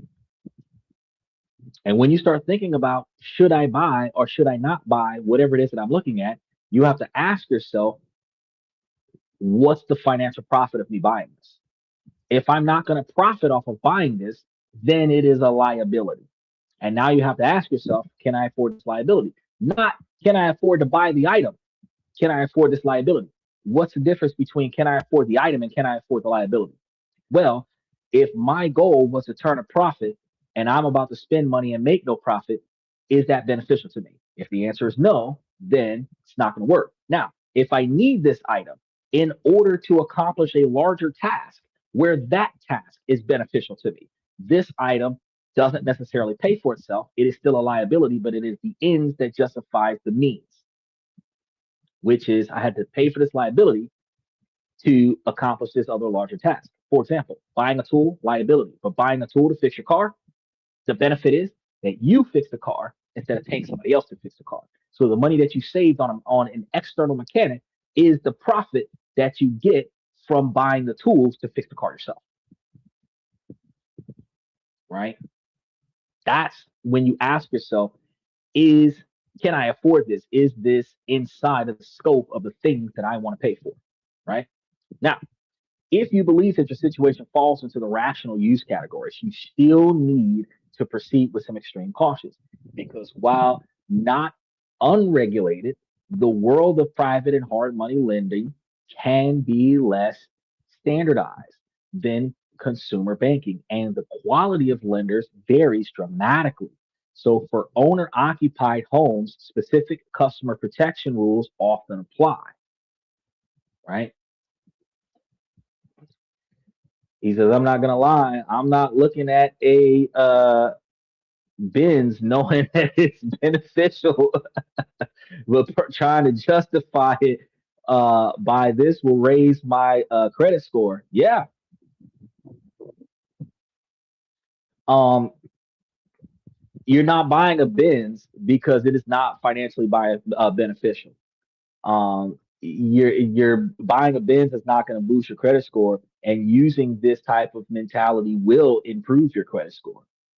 Trying to justify whether or not you should even finance a Benz will determine whether or not, because when you think about, like I told you before, prestige over practicality. Financing a $10,000 Nissan Versa puts $10,000 on your credit score. Financing a $100,000 Benz puts $100,000 on your credit score. The $10,000 Nissan Versa, 7 years, probably got you paying $100, $125 a month. $100,000 Benz, 7 years, probably got you paying $1,000 a month. The difference between the two, prestige, everybody's gawking at your Benz when you roll up. All your friends want to ride, high five. You travel with an entourage. Nobody's putting gas in your car. Nobody's helping you pay for maintenance. Nobody's helping you pay for the insurance. Versa, practicality. Everybody will follow you, but not too many people really want to carpool because nobody wants to be seen in their Versa, right? But you can afford the car, you can afford the interest, you can afford the insurance, you can afford um the insurance and everything like that. The fact is that you can actually walk away with this, and it's not going to be a burden on you, right? Now, with a Benz, if you owned it cash up front, you could probably get a title loan on it or take out some type of alternative loan on it and use it as an asset that can generate capital. Because even with a car, depending on the year, make, model, if you own it, you can leverage it for like 40% of its value and get some cash to do something like go and do a real estate job. But it really depends on how good the job is. You say it's a used $9,000. Well, if you're going to go to for a Benz is a money pit financially for repairs. So I'm going to tell you that it's not a good idea to go and buy a Benz used. It's not a good idea to go buy a Benz new, but if you're going to buy a Benz, it will better be certified pre-owned under $125,000, 125,000 mile warranty, where anything that breaks on it, the dealership is going to fix. That's the first thing. Buying a $9,000 Benz is a problem. It's not like buying a $9,000 Cadillac. Special shout out to OG Kicks. It's not like buying a $9,000 Cadillac. It's not like buying a $9,000 Ford or a $9,000 Toyota, um, or a Nissan of any kind, Mitsubishi or something like that. Even a Subaru, a $9,000 Subaru would make more sense. And reason being is because the maintenance on the car is going to cost the owner of the car more money than the car is worth. Typically, luxury cars are traded in when they start costing more money to fix them than their value. So when you buy it, even if it's in reasonable condition, like it looks good and it runs right, the dealership usually goes the computer, taking off all the check engine lights off of it. You take it on a test drive where you're only going to go around a block with it. You're not going to notice any mechanical failures in the vehicle because it hasn't triggered on the sensors yet. Now, you're going to get in this car, you're going to drive it. Within 90 days, the check engine light's going to come on. It still runs, but you got it in an as is condition. You're not going to fix it, you're going to wait. At some point, you got to bring it to the shop. The mechanic's going to tell you how much it costs, and how much it costs will be 3 times more than fixing a Toyota. That's when you're going to realize that this fucking Benz looks nice, but it is fucking expensive to fix. You got some Mercedes Benzes, depending on which one you get, they might have a once a year tune-up cost of $2,000 fucking. Not every 3 months, not every 2,000 miles, once a year, but it's $2,000 fucking the one time it happens. And what some people might do is they might get that Benz and they might be using that Benz and be doing that tune up thing. And then eventually they realize, I don't have the $2,000. The car might be 10,000 miles away from its scheduled tune up. They trade it in, get something cheaper, fucking Lexus or some shit like that. Now, weird thing is, you pick it up, no problems, right? Dealership puts the car on the road, they guarantee you everything. It takes you 6 months to put 10,000 miles on that Benz. Then, when it's time for a fucking oil change, they tell you $2,000. Now, you paid $9,000 for the Benz, but the fucking oil change it cost you $2,000. Now you're like, man, fuck, I don't have $2,000. I'll change the oil myself. Then, when you try to call up underneath that motherfucker, you find out it's not as easy as it looks. Now I see why they charge $2,000. Now you've got a $9,000 Benz with a $2,000 repair bill. You don't have the $2,000 for the repair bill. You're going to drive the car until it breaks, or you're going to park the car and go back and use that Toyota because you don't have the $2,000 for the repair bill. So you're looking at the Benz. You didn't buy the Benz. I'm going to tell you right now, uh, you don't even have to talk to the dealer.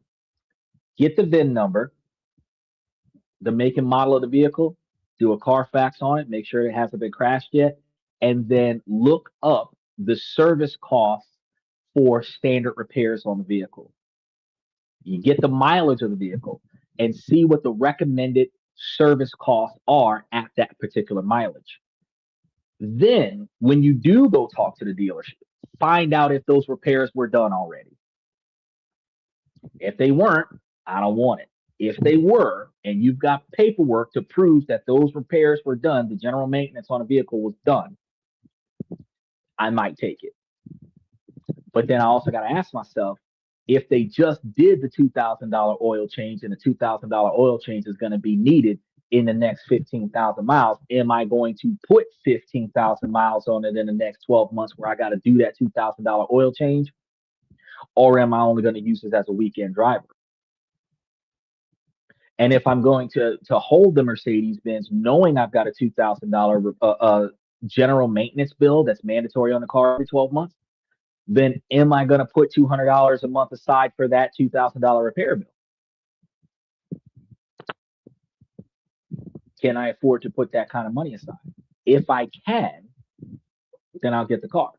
You got to realize, okay, back in the day, Stephen, we could pull up in the car and whatever business deal that we were doing, everybody was outside and saw us pull up in the car. We look successful. We talk successful. We negotiate successfully. Success hovers around success. 2026, a lot of the times you're talking to people on a computer like this. Nobody knows what car you drive.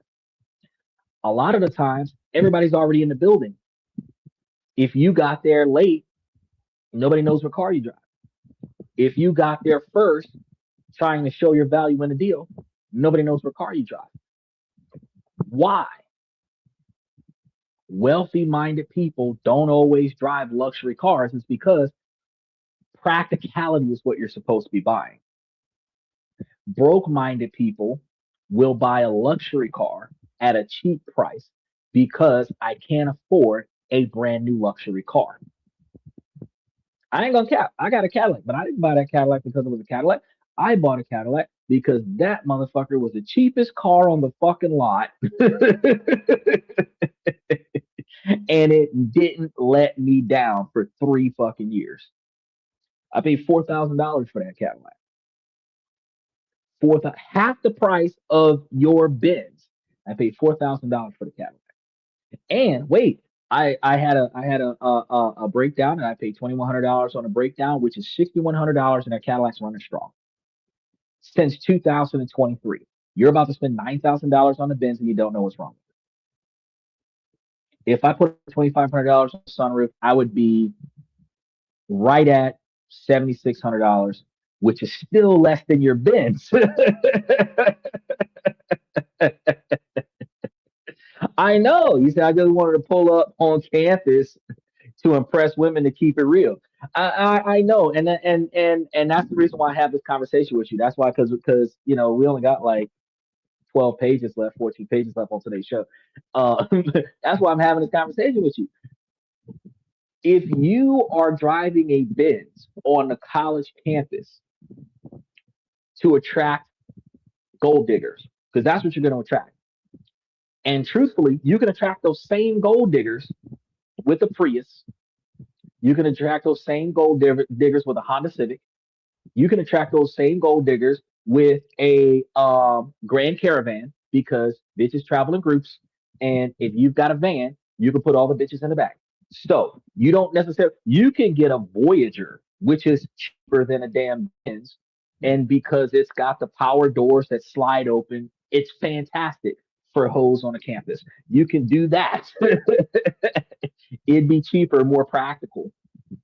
But the thing is, though, if you're impressing girls with your Benz, you would be car rich to them, but you would still be unnecessarily financially burdening yourself because you have to cover the maintenance yourself. Now, you could have still accomplished the same uh, uh, uh, results just by joining a fraternity. It's not. Hold on. My guy says if you have to ask, it's too much. At my age, it's just transportation. I would rather invest in getting away from people than. Special shout out to John. That's what I'm trying to tell you, Stephen. I'm not putting that kind of money into a vehicle just to pull up on bitches and be like, oh, I got a Benz. Because one, you're now trying to impress them based on social status. So if your Benz is parked next to a newer Benz, is she going to get in yours or is she going to get in his? If your Benz is parked next to a Nissan Maxima or a Fiat, yeah, you got a Benz, right? But if you've got a Benz and your Benz is sitting next to a Hellcat or a Demon, I mean, they're probably going to get in the fucking Hellcat. So if you're trying to impress a chick, then you're buying a car for the wrong reasons. You should buy a practical vehicle because ultimately the right women that should be hanging around you should be the kind of women that are going to look at the fact that you made a responsible purchase. So a Toyota Camry, a Honda Civic, a Ford Focus, a Ford Fusion, a Volkswagen Jetta. These are the kind of cars that won't let you down. These are the kind of vehicles that will last you 5, 10, 20 years after you buy it, even if you bought it used. So you can buy you a 2019 Versa. You can buy you a 2019 Jetta. You can buy you a 2016 Fusion and still have somewhat of a semi-luxury look to it, and it'd be way cheaper than a Bentley. It'd be way cheaper than a Benz. And the repair cost would be way less. And the insurance cost would be way less. I gotta tell you right now, my Cadillac's like $93 a month for the insurance, which is expensive because it should be closer to like 75. But Florida, the rates are astronomical, right? But that's the thing. So when you go up, when you decide to go and buy a vehicle, you want to go and buy one that you can count on. You want to buy one that you know is not going to let you down. So if you're deciding that you're going to keep your old school Toyota as a backup and you're going to buy yourself a newer car, I would buy myself a newer economy car, not a newer luxury car, a newer economy car. And if you don't know what that is, just Google a used economy cars under $10,000 in my area. That's it. That's all you got to do. And then every economy car that you can find that is in your area will be listed. And then out of those, you find the one that you like, the way it looks. But an economy car is going to have less damage, less mechanical damage to it because it's cheaper for the dealership to fix it before they put it back on the road. And when you get it, it's going to have less issues that needs to be updated on. But like I said, with every used car, you want to pull the VIN number, pull the Carfax on it, check and see if it's been in a crash before. Um, you want to see what the maintenance log recommendations are for the vehicle. Then when you do go and talk deal with the dealership, you want to find out if those services have been done on the vehicle recently, if they got the paperwork to show that those services were done. And if they don't have the paperwork to show that those services were done, talk down the price. So if it hasn't had an oil change in the last 6 months, if it hasn't had the brakes done in the last 6 months, whatever the case may be, and you're like, hey, well, can you come off like $500 or $700 off the price and work that price down so that after taxes, if you're getting the car for $9,000 after taxes, that's way better than getting the car with $9,000 plus taxes, which might cost you an extra 900 bucks. So if you can shave $900 off the price of the car, do that then.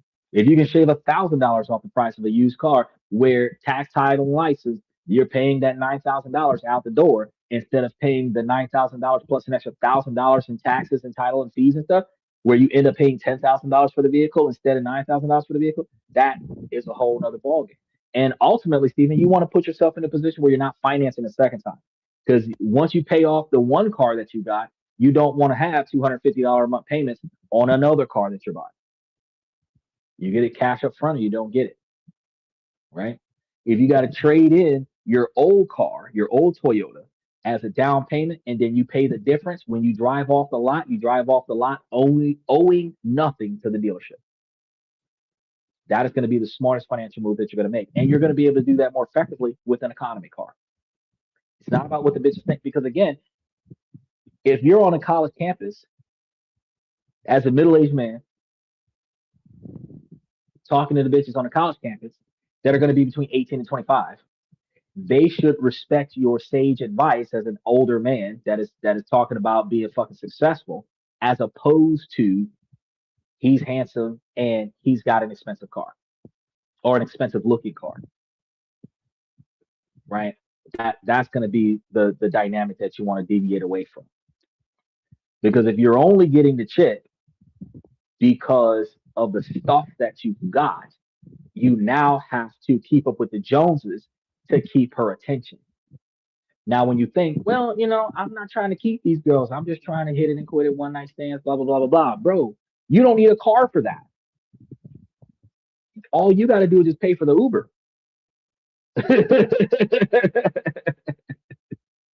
He said, I just put about $5,000 into this car. It will never leave my side until it does not run. And that's my point. So why are you looking at a $9,000 Benz when you just put $5,000 into your Toyota?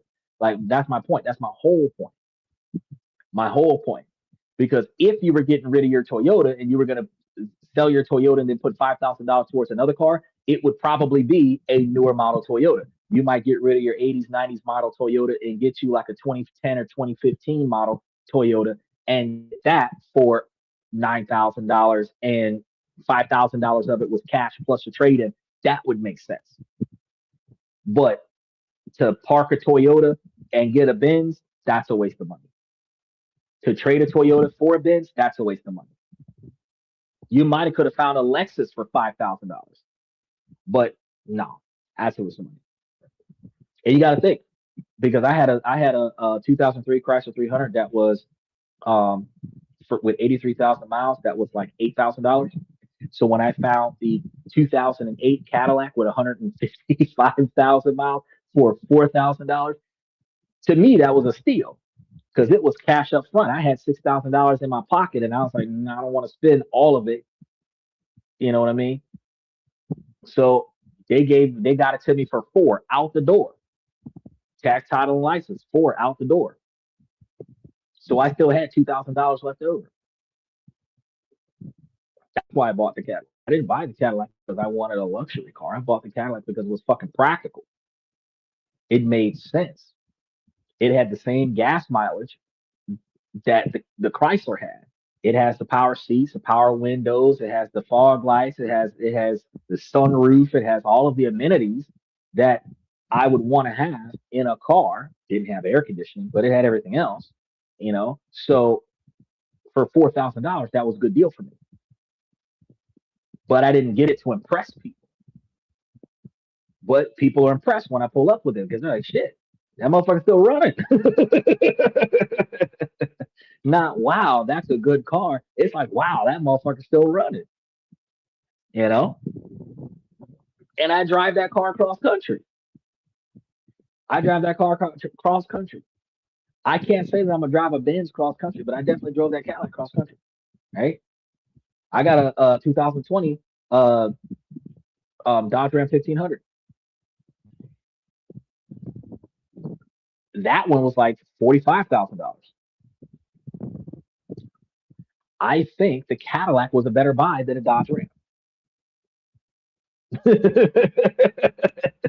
Because technically I could have bought four Cadillacs. Well, actually, I could have bought 10 Cadillacs for the price of that Dodge Ram. So I think the Cadillac probably was a better choice.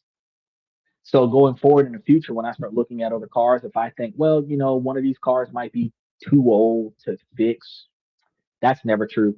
But when they stop making the parts for it, you stop finding mechanics that are capable of fixing it, and you end up in a position where the car is broken and it cannot be fixed. That's when it's too old. That's when I want to trade it in and get something else. And when I trade it in to get something else, I'm looking at a cash buy. I'm not looking at and then I'm only looking at how it benefits me. I could give two shits about the people around me, right? Because that is going to be what we had talked about last week, which is um,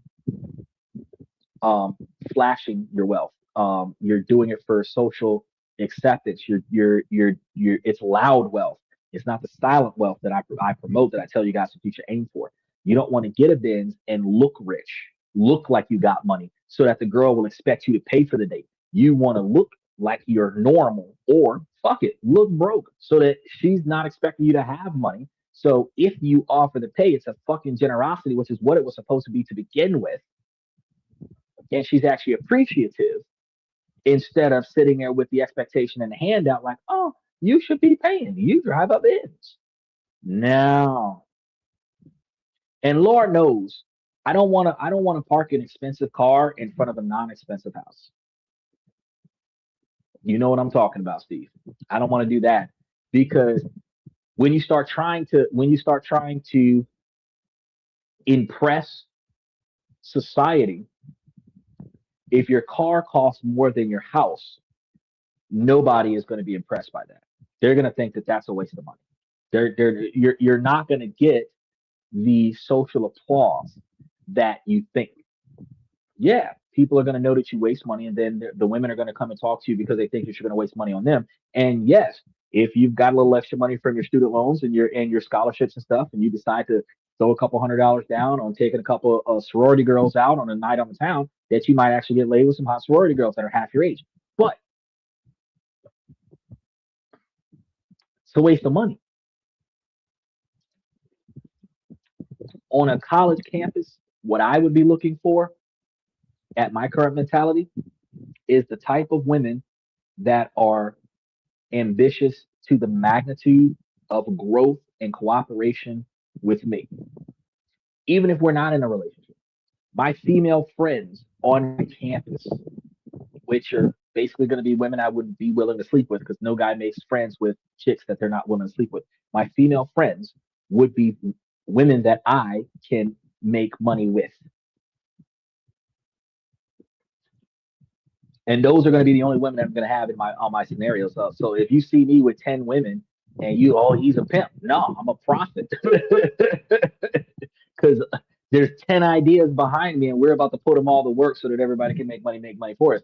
That is the mentality. If you got girls that are ditzy, they don't know what they want to do. They're just on campus because their mother's paying for their tuition or whatever the case may be. They haven't quite figured shit out. That's not beneficial to you. Oh yeah, they're cute. Yeah, they might dance nasty in front of you and everything to that effect. But at the end of the day, Steven,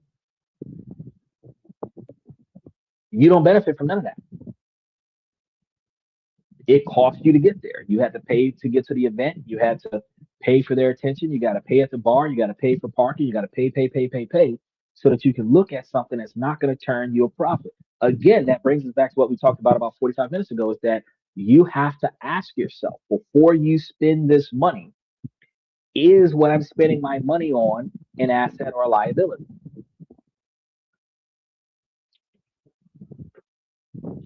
So let's say you meet a girl at the college.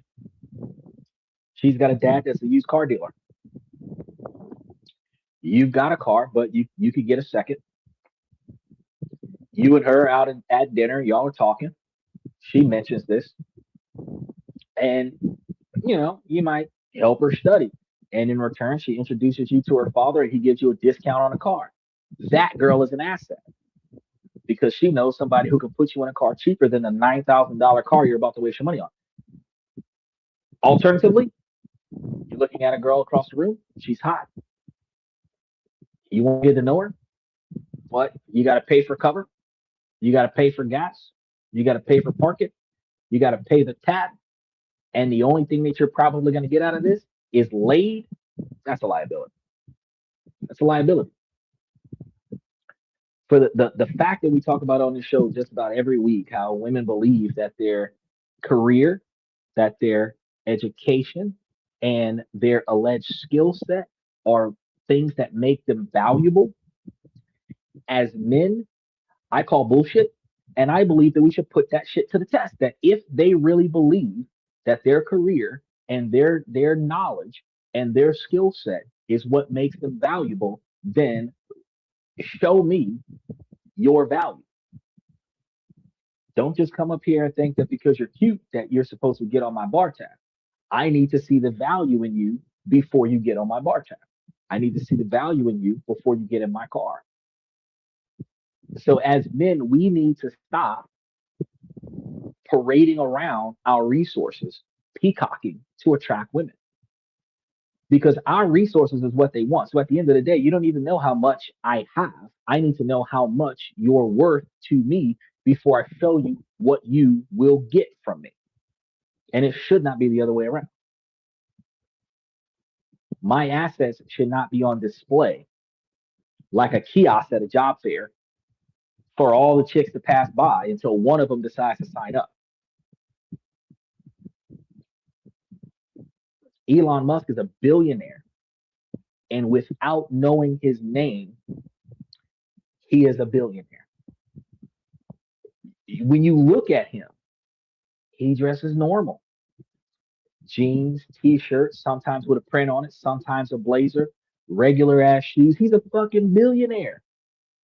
He might not buy his shit from Walmart, but the fact is that his clothes does not look like branding all over the place. He drives the car that he created because he created it.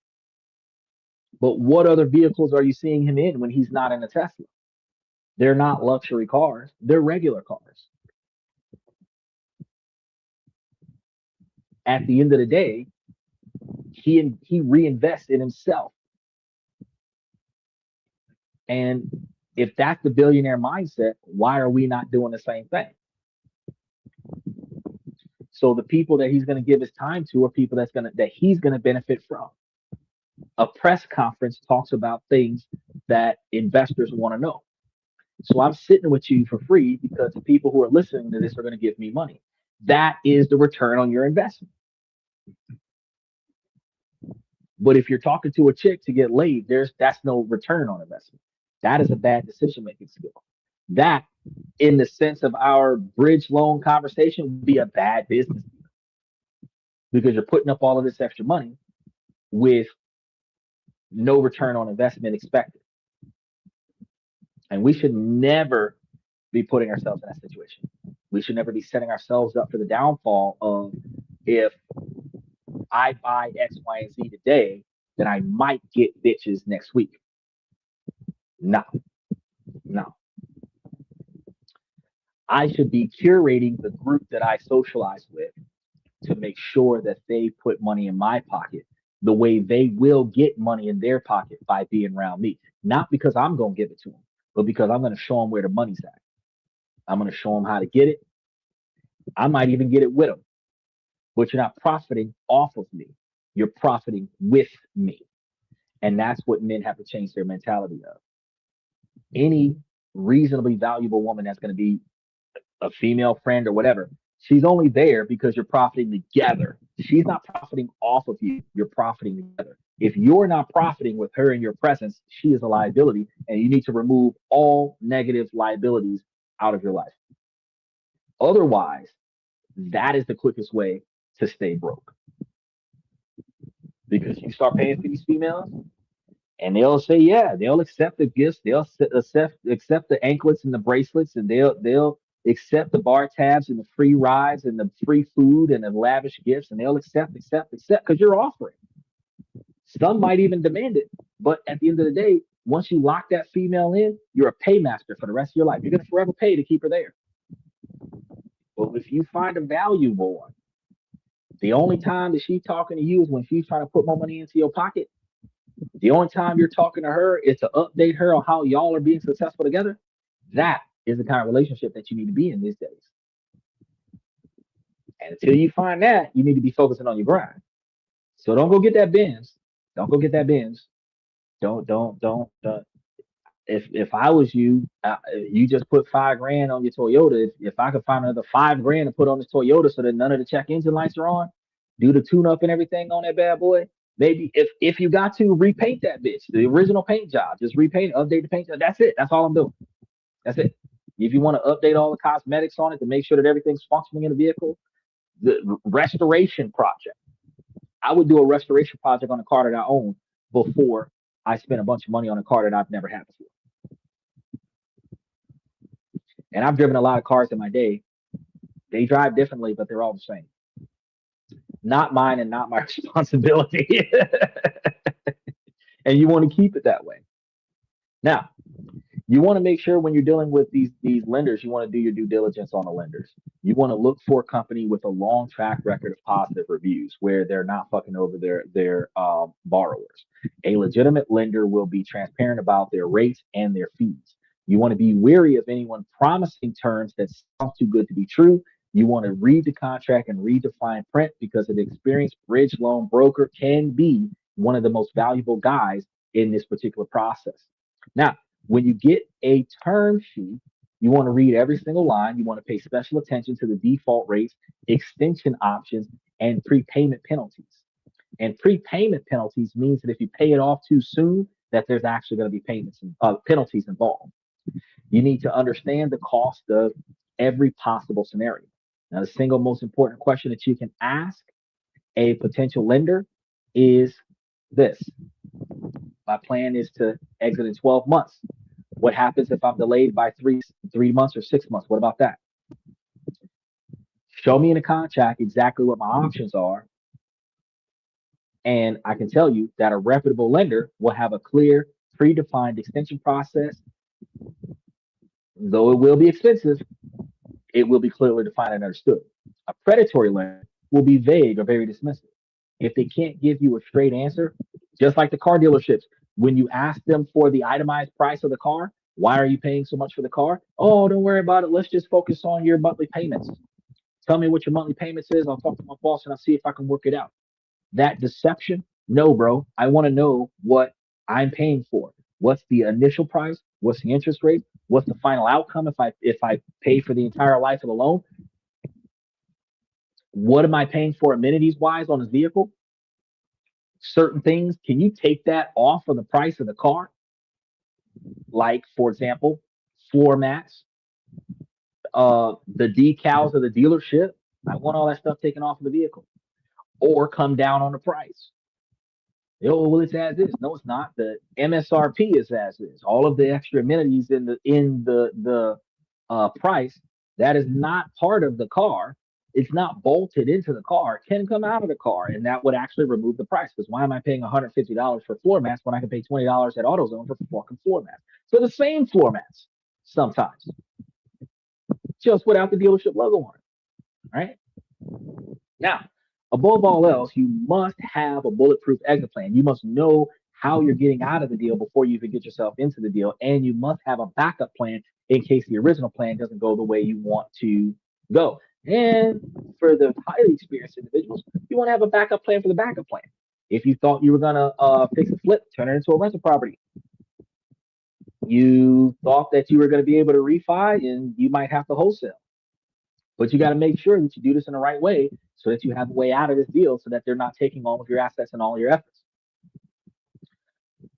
If your exit is a sale, what's your plan B? If the first buyer falls through, what's the absolute lowest price that you can accept? If your exit is refinance, have you already spoken to a mortgage broker who has reviewed your situation and confirmed that you have a realistic path to getting approved for a long-term loan? Remember, I told you guys, test your ability to get loans before you start trying to put yourself into a situation with high loans.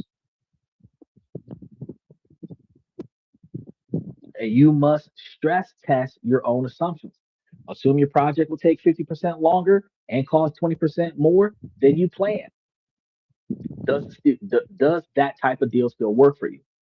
If a thin profit margin turns into a loss under a stress test, the deal is too risky for this type of finance.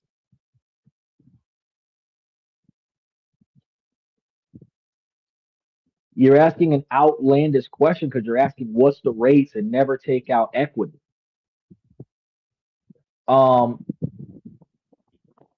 I don't even think that you understand your own question with that, because rates are going to be the interest rates, the cost of borrowing the money. And then you're saying never take out equity. Well, unfortunately, my guy, that's a double negative, because actually the equity in the property is going to be leveraged towards the loan. And that's what taking out equity means, is borrowing against the value of the property. So how are you not taking out equity on the property that you're leveraging for the loan to accept the rates that are being offered? You're not making any sense. Now, never take out equity on the homestead that you live in to do a high risk business deal with fixing and flipping properties. I can agree with that. Uh, but I mean, otherwise, you're not making any sense. He says rates went down. I refused at 3% and saved. What? What are you talking about? Rate? Okay, so first of all, rates are still high with real estate. Rates have not gone down. Last I checked, they're still between 6 and 8%.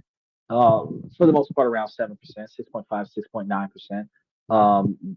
You're refusing at 3%. I don't know anybody who's offering 3% of anything in real estate. So I'm not sure. I don't really know any loans that are offering 3%. You might be talking about a CD at a bank that might be 3.1%, but I don't know any legitimate deal that has 3% interest rate involved with it.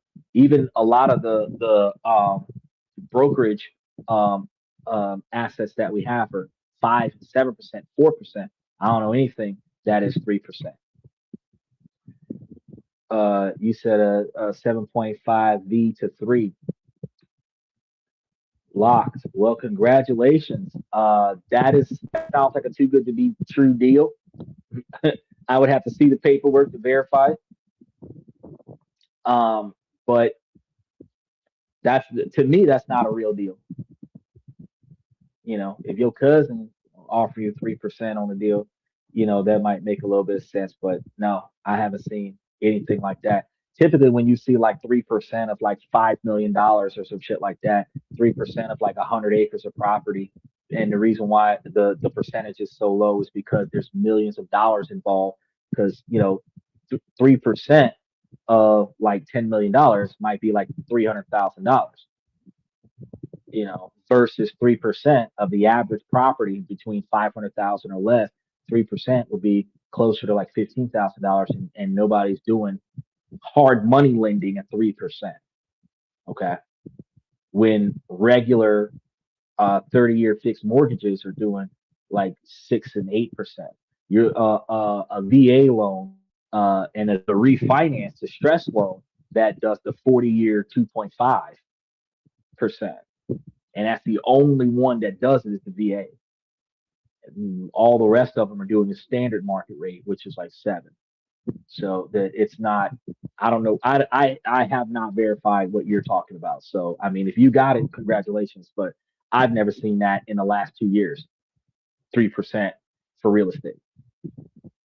Now, the world of bad credit bridge loans is a place of incredible opportunity and devastating risks. So there are financial chainsaws that you guys got to pay attention to. In the right hands, you can clear a path to wealth or seize a once in a lifetime opportunity.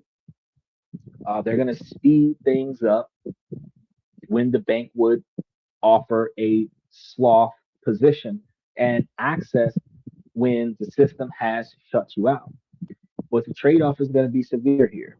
This speed comes at a brutal cost, both in interest rates and in the unforgiving nature of the terms. Um, you're stepping into speed versus cost traps, where the allure of fast money can blind you to the crushing weight of its price. The short term and the massive balloon payment create a ticking clock that waits for nobody. Steven says, I think I won't get my first house in the next 3 years.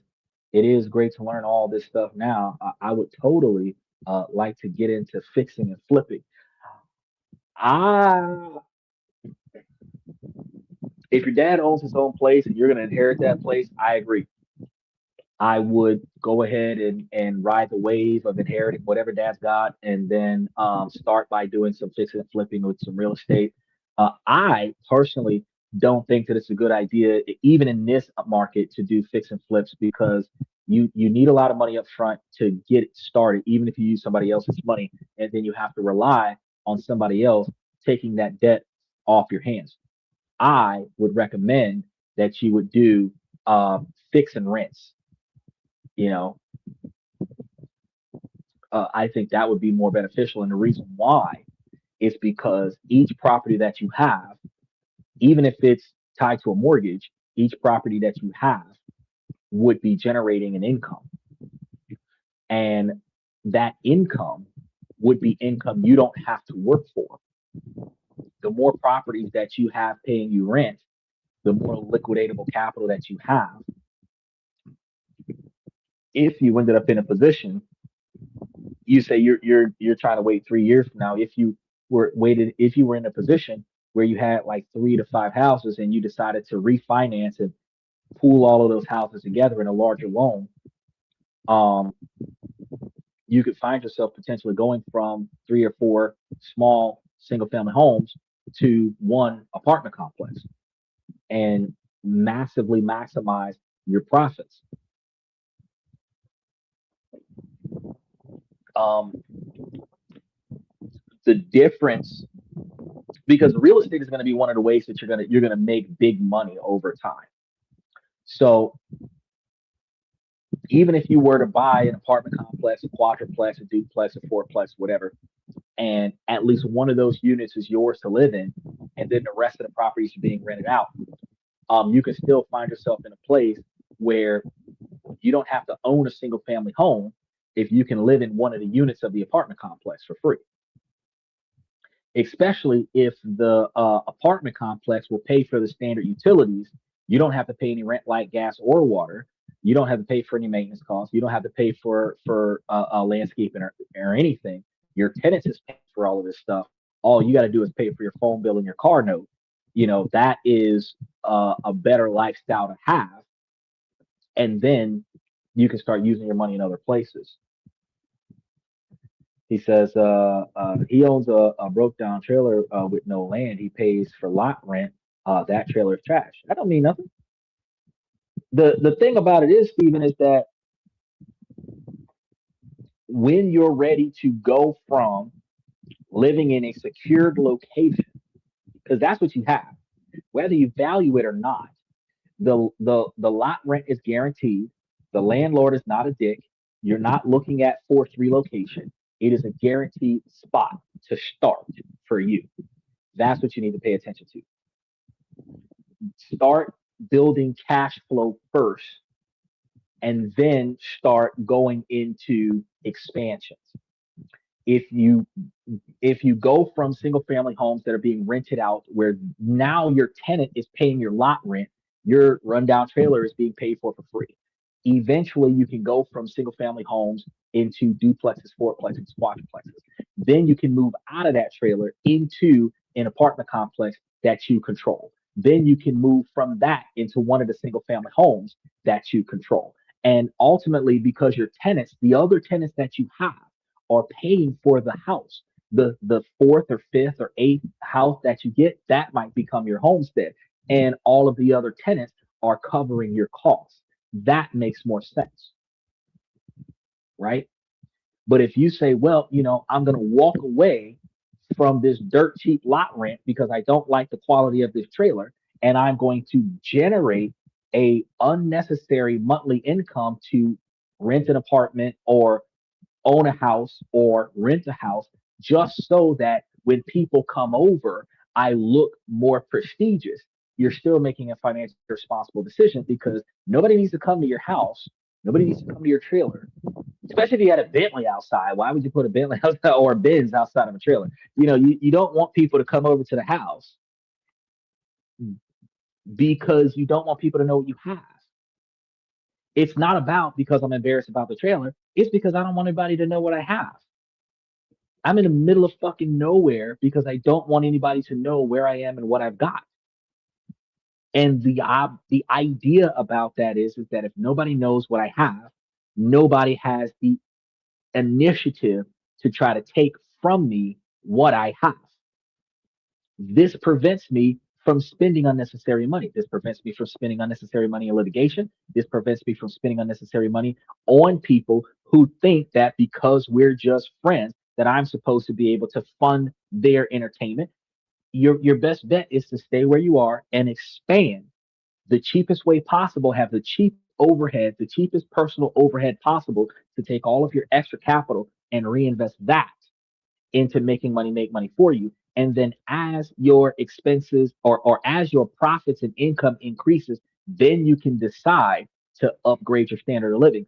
Only at the point where the income that's coming in as a profit is three times or five times the value of what you're trying to get. So when you start getting, $5,000 a month checks from your rental property, then you might want to get a $1,500 a month apartment.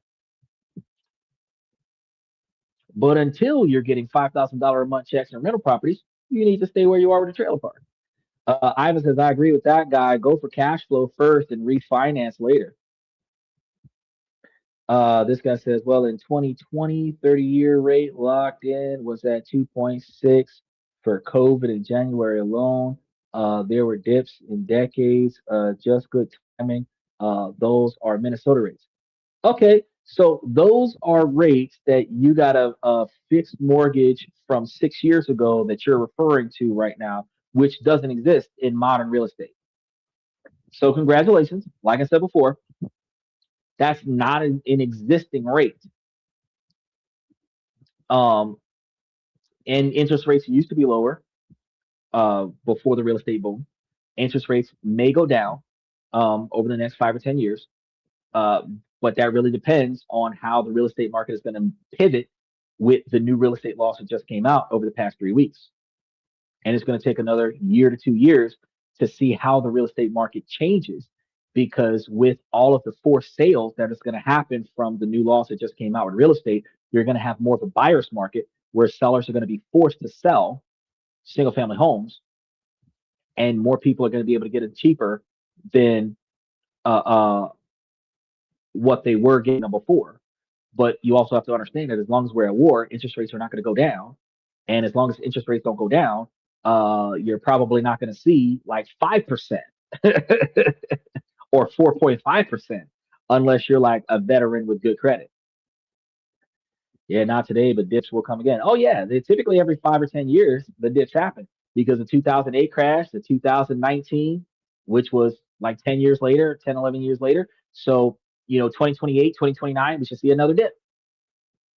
But we're not there yet. We're like 3 or 4 years away from that. In 3 or 4 years, if everything goes the way it's supposed to go, then we likely will start seeing like 3 and 4% interest rates. And anybody that's got a property right now that's under a 6 or 7% uh, uh, uh, mortgage situation, when it does dip to 3%, you might want to refinance. Refinancing is smart and not smart at the same time because if you refinance a 30-year mortgage and you're 10 or 15 years into that mortgage, you're extending your mortgage for 30 years. But if you refinance the 30-year mortgage and you're still paying the original premiums, You have a lower interest rate, which means that you're putting more money on the principal, which also means that you can pay your loan off faster. That's not something people think about. People will refinance and then pay the lower premium to save money today while spending more money over time. But if you refinance and reduce the interest rates, if you were paying $1,500 a month right now with your current mortgage and you refinance and now you're getting like 3%, which is half, and you're still paying that $1,500 a month, you're putting more money on the principal, which means that you can pay the house off.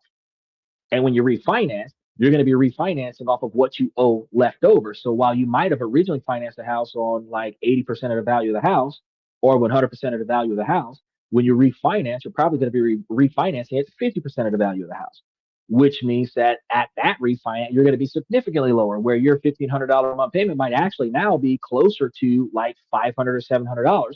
But if you're still paying that $1,500, you could pay the house off in 10 years, which would kill the mortgage. That's why I did it. Never took any equity out. Well, if you got 3%, well, okay, so if you got a 3%er, you don't really want to refinance and take any equity out of the property. You want to pay that property off. Um, and but again, if you got a 3%er, depending on how much the house costs, at the end of the day, if you did need some money to expand or invest in real estate with 3% on your initial investment, you should have a substantial quantity of equity after 6 years of paying on it if you were overpaying on the house. But if you were paying the bare minimum, you got it at a dirt cheap rate. You've been paying it for 6 years. You might have only put like 10 or 15% towards the total value of the property, which could accumulate for like 20 or $30,000 of equity into the property, depending on how much you put down. If you put down a decent amount in the beginning, you might have 50 or $60,000 of available capital right now towards the total property, which ultimately you could borrow against to take 50% of that out and go and get you a second property, turn it into a real estate property, a rental property, which allows for you to have your tenant pay for your mortgage. And then you don't have to worry about paying for your mortgage. You said you was at 7.5 at the purchase date, but then you refinanced and got the 3%. That's a good deal. Congratulations. You caught something at a good position and took advantage of what they were offering at the time. And if I have a living mortgage at the time that interest rates go down, I would do the exact same thing. I would refinance and get the cheaper rates. I would, but when I refinance at the cheaper rates, my next step would be to keep paying the higher premiums to pay off the property. My goal is not pay less money on the property. My goal is to have less money going towards interest when I refinance so that I can pay the property off sooner.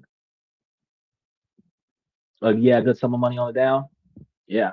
So you guys got to remember that bridge loans are not going to be a solution for everybody. It's merely a vehicle.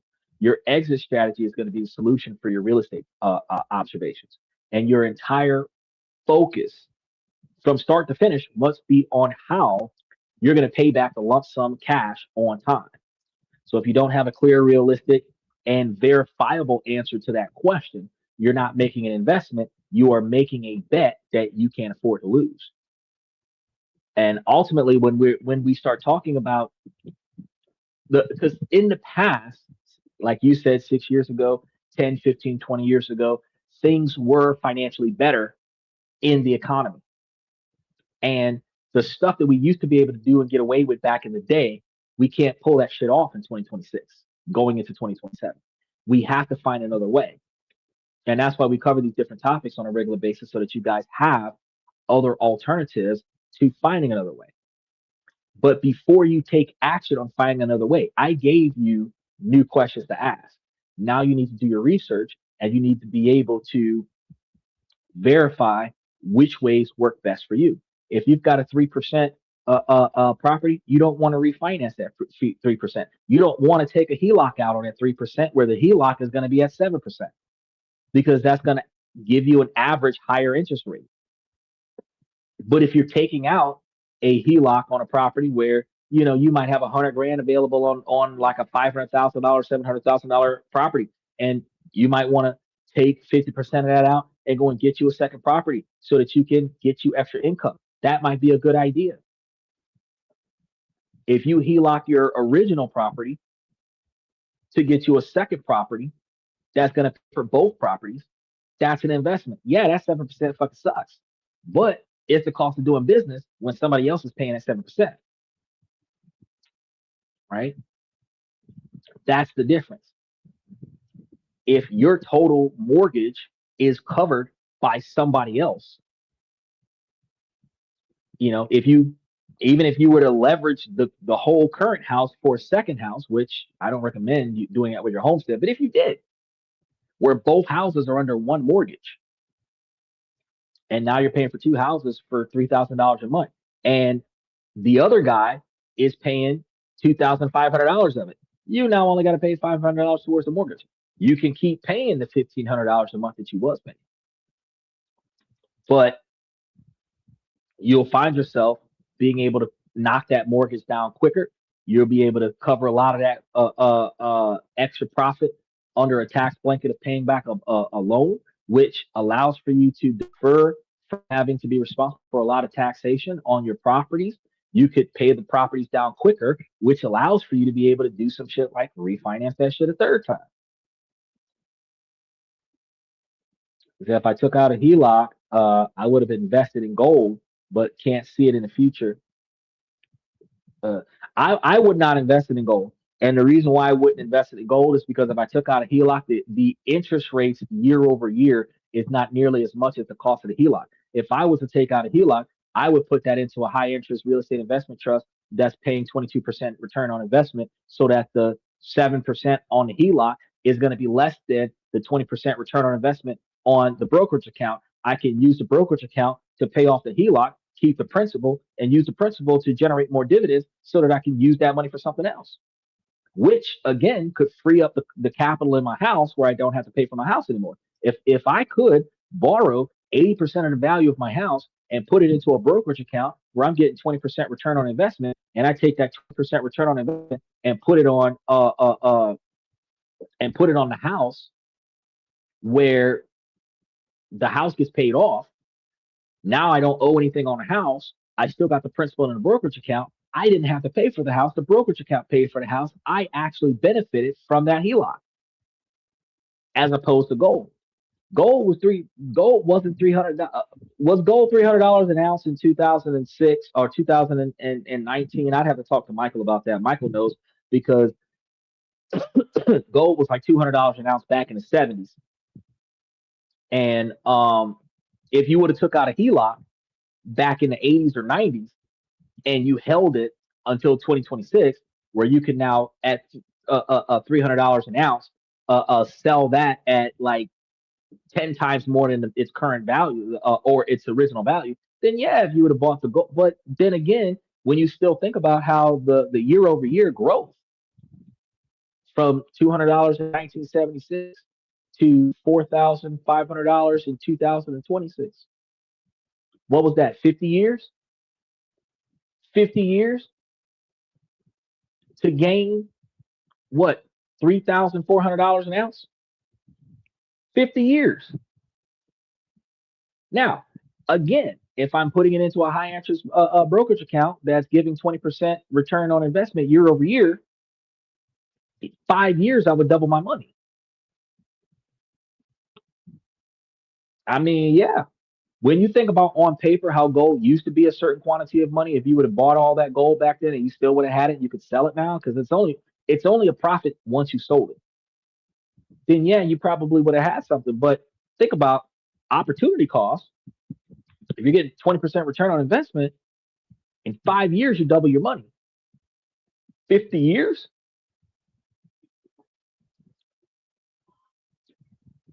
you would have doubled your money 10 times. If you would have bought, let's say, $50,000 worth of gold, now it might be closer to $500,000 worth of gold. But if you would have bought $50,000 worth of gold and you would have been getting $10,000 a year plus compounded interest, you would have had $50,000. You would have had like an extra $60,000 or $70,000 in the first 5 years. If you just had the principal, didn't add anything else on it, just let the compound interest drip on it. you would have inside of 10 years, maybe 20 years, you probably would have had $500,000. By the time you got to that same 50-year mark, you probably would have like 1.5, $1.75 million. Opportunity cost.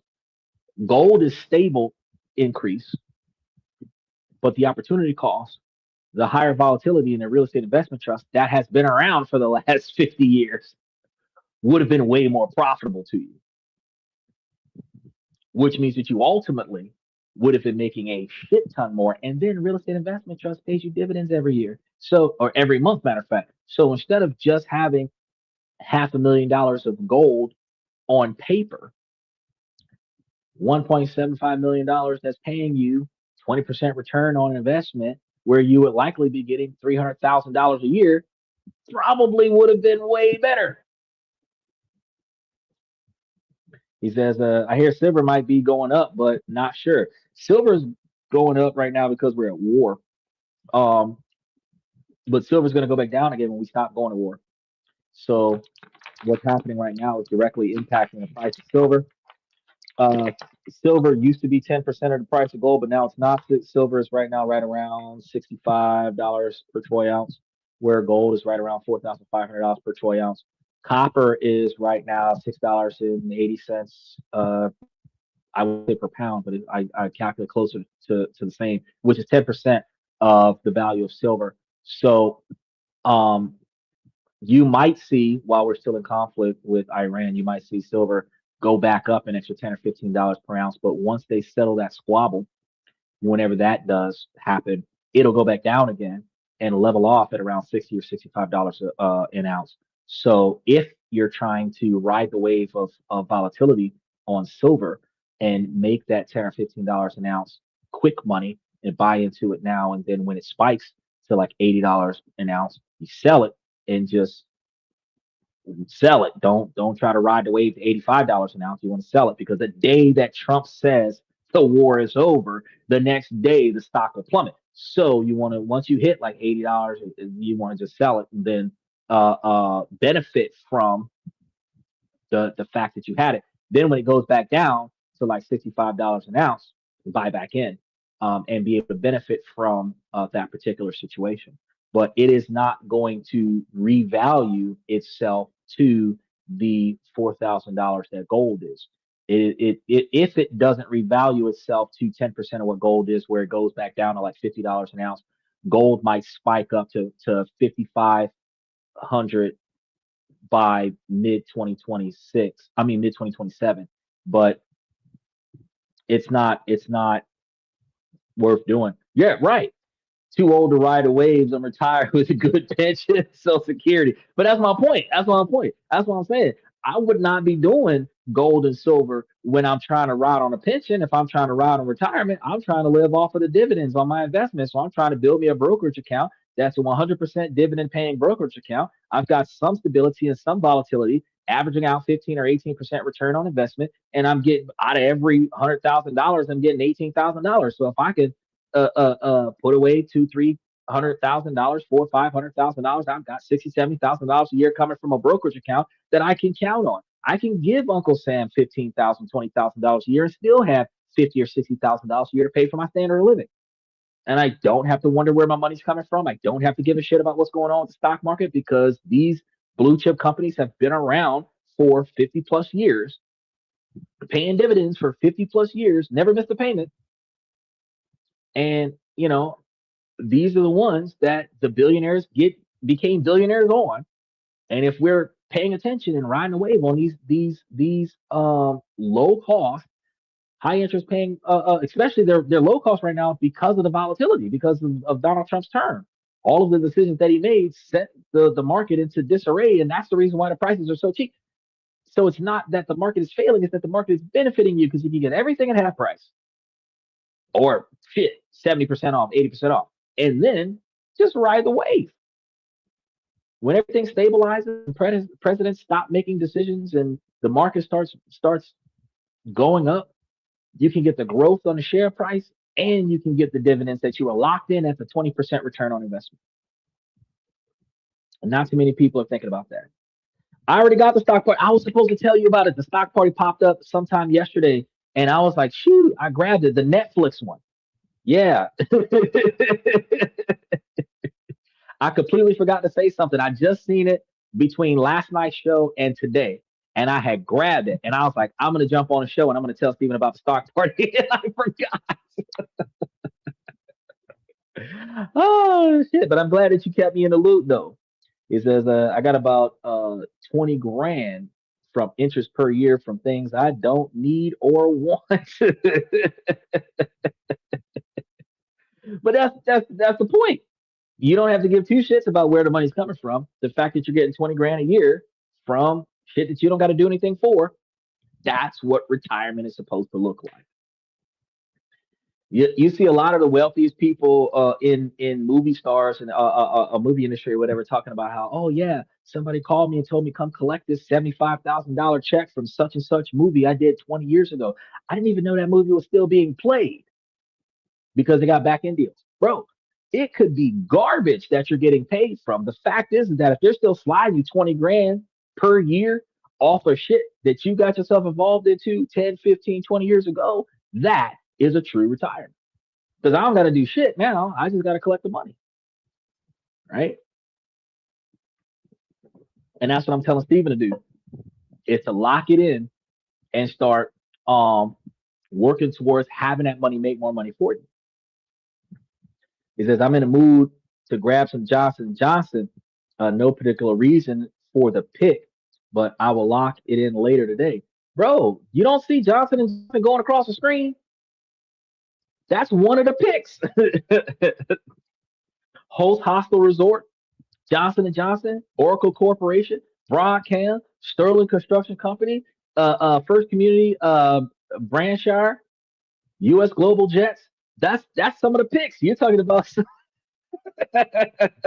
you talking about some no particular reason. I verified that already.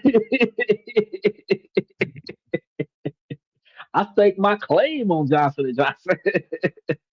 It's not part of it's not part of the core satellite that I was doing with the now we've got 22 of them push piece together because I was trying to help you get in with the cheapest stocks with the highest paying dividends so that you can maximize your portfolio faster. But when you start talking about overall like growth in your portfolio, the more stocks that you get that's more diversified in more different places, the safer your overall portfolio is, but the lower your average percentage is across because you can grab 500 companies across the board.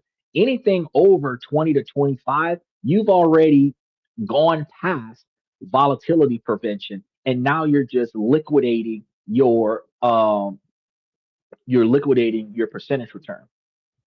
But if you're going to offset the extra stocks where you start getting 25 or 30 stocks, 40, 50 stocks, and you're still going to have 60% of your portfolio be real estate investment trusts and BDCs, and the other 40% of your portfolio is going to be everything else. You still have 40% of your portfolio that is tax favored, and then the rest of your portfolio is that 20%, 25% return on investment, which you can rebalance into the rest of your portfolio where you could still average 15 or 17% return on investment out the entire portfolio as long as you're not trying to do like 50-50 here and even splits where your 20 something percent return on investment gets liquidated down to 10%. When your average, meaning all of the stocks together, starts averaging the same amount or less in the S&P 500, you have oversaturated your portfolio with stocks.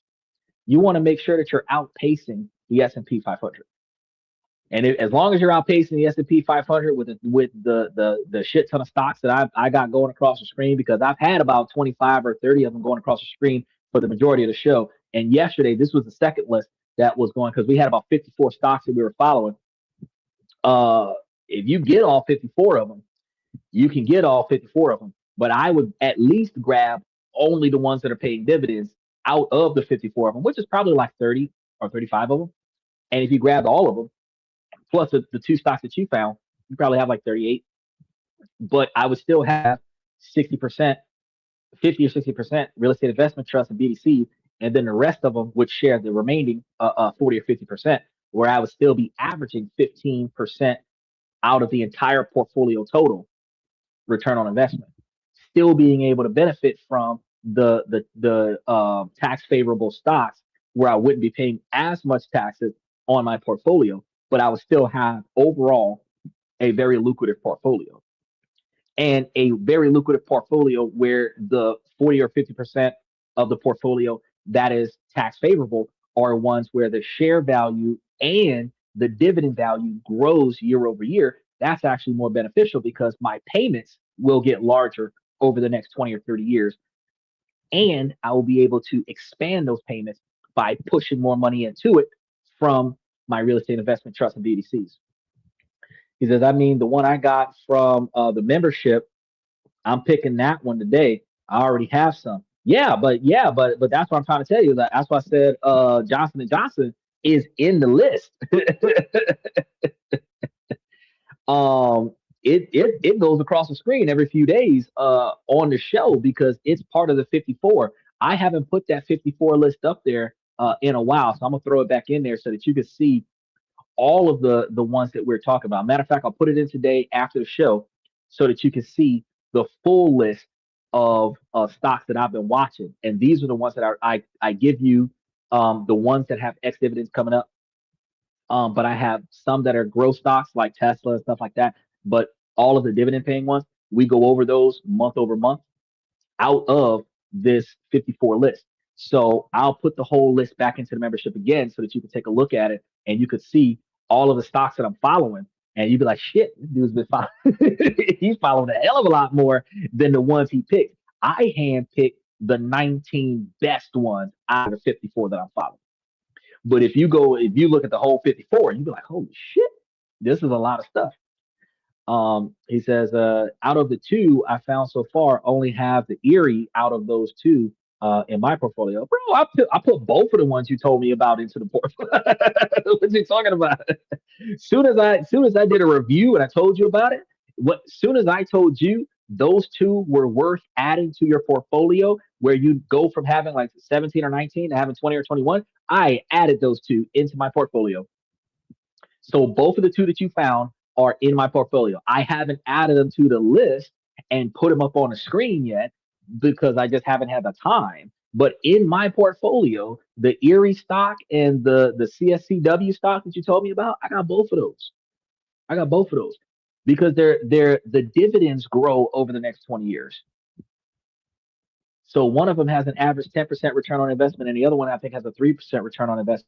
But the dividends grow over the next 20 or 30 years, and they're tax favorable stocks. So I would add those to my portfolio, and I told you how to add them to your portfolio so that it doesn't negatively impact your overall ability to have 15% return on investment. But like I said, all you got to do really is just put a little bit more on your REITs.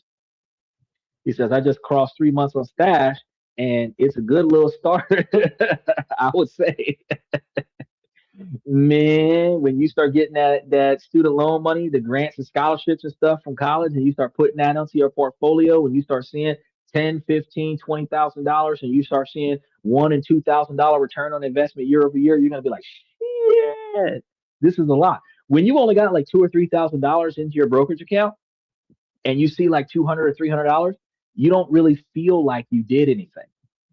But when you start seeing um $200 and $300 or $2,000 or $3,000 on your $10,000, and when you start seeing like $300 a month, $500 a month, $700 a month on your 15 and $20,000, you start like, shit, this is. But that is the long term results of consistent investing in yourself and your future.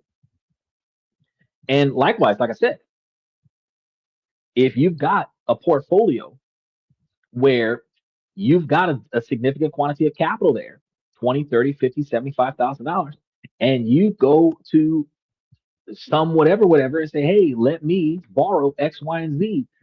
They're going to ask you what assets you have. Well, I got this $50,000 portfolio that pays X, Y, and Z per month. Oh, you have a cash generating portfolio. That is capital that can go towards your income because a lot of people get a loan and they only use their paycheck. But it's not just my paycheck. It's the dividends from the brokerage account that adds to my paycheck. So actually, I make more money because I'm getting X number of dollars per month from the portfolio. Which means that when you start talking about what's your annual salary is whatever you make off your job plus whatever you make per year off your brokerage account. Which means that if you're a $55,000 a year guy and you're getting an extra $10,000 off your brokerage account, you're a $65,000 a year guy. So if you needed a $65,000 a year income so that you can get that $30,000 loan, boom, you got it. You just had to mention the brokerage account. And if the monthly payments are going to be the same price or less than the monthly payments from the brokerage account, you're not even paying for it out of your paycheck. You might put 1 or 2 months down so that you can work out how you're going to deposit the money from your brokerage account into your bank account so you can make the payment for next month. But after that, the brokerage account is paying for that bill. That is how the wealthy knocks it out. All right. That's all I got for you guys for tonight. We got a lot more stuff coming up. So we're going to be talking about different countries around the world to invest in. So I want to make sure that you guys pay attention to that. Stephen, I'm going to have your question from yesterday up. I'm going to try to get it scheduled by the end of this week for the next week or two, and I'm going to let you know what day it is. So you're going to see a new one up there, and that's going to cause me to move one that you've already hit the notification button on. But don't worry, I'm going to tell you where that show is at so that you can follow it. I'm going to start off by saying, ladies, as long as the situation doesn't make sense, I'm going to keep asking you ladies to make it make sense. So ladies, please make it make sense. Fellas, like y'all seen all night tonight, I give you this information to make you guys higher value men, not just by improving your financial life, but also by improving your decision-making skills. Ladies, you too, while this is a male-driven podcast from a male perspective, you can make yourselves higher value women as well. I tell everybody to prioritize finding the things that are inside of your life that you can control, finding the things that you don't like about it, and then proactively changing those things, and then navigating around the things that are outside of your control. This gives you guys a better life. Okay. Now, also, ladies, if you figure out your 20 and 30-year plan, y'all can reverse engineer that 20-year plan into what you're going to do today and start proactively following that path. Keep your eyes and ears open for the potential suitor that has the right personality and characteristics, drive, ambition, dedication, motivation, admiration, integrity to achieve his own 20 or 30-year plan, his own goals. When you mesh your goals with his goals and you see if his goals is good enough to go with your goals, and y'all got long-term satisfaction goals, not short-term gratification goals, you can find that the two of you can accomplish each other's goals together, which is why, Stephen, I was telling you not to go and get the Benz to attract bitches, because their goal is short-term goal is to be seen in an expensive car, be seen with a guy that's going to spend money, and potentially get a bunch of stuff for free, short-term gratification that contradicts your long-term goals of financial satisfaction, where you are not going to have to worry about where money's coming from in the future. That's why I told you don't do that. Now, ladies, I tell y'all, fellas, I tell y'all on a regular basis, when you find the right partner to roll with, when you find the right squad to roll with, where everybody's working on long-term satisfaction together, you will find that two people can make it to $1 million faster than one. A group of people working together for the same goal can find themselves in a $1 million position faster than if you were doing it by yourself, and way faster than if you were doing it with people that were dragging you down, leeching money off of you, and satisfying your short-term gratifications with your long-term satisfaction money. So with that being said, I want to give a special shout out to Stephen, Michael, Charlie. Special shout out to Charlie. Ivan, I really appreciate you guys for coming to the show. OG Kicks, Aztec, and Unc Andy. So thank you for coming to This and That. I'm your host, Xander, where we talk about this, that, and everything in between. And I will see you guys tomorrow.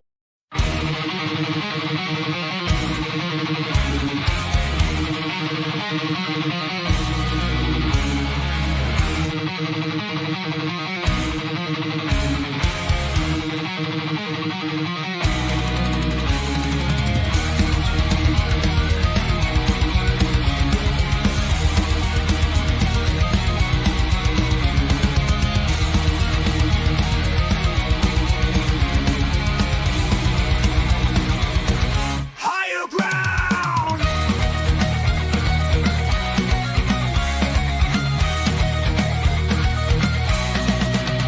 Used to chase validation, now I validate myself.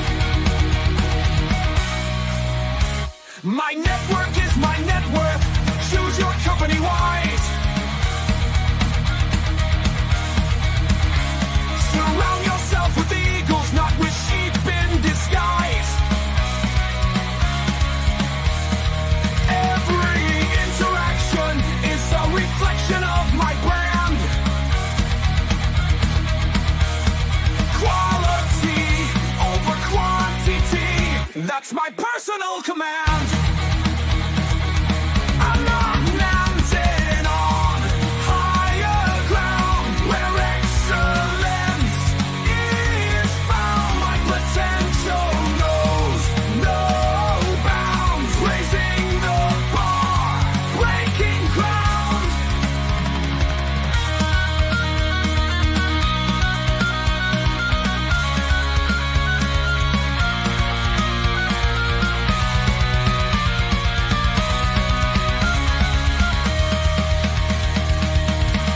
I'm not just living, I'm manifesting my vision, cutting through limitations with surgical precision. My expectations are my compass, my respect is my shield to mediocrity and chaos. I will never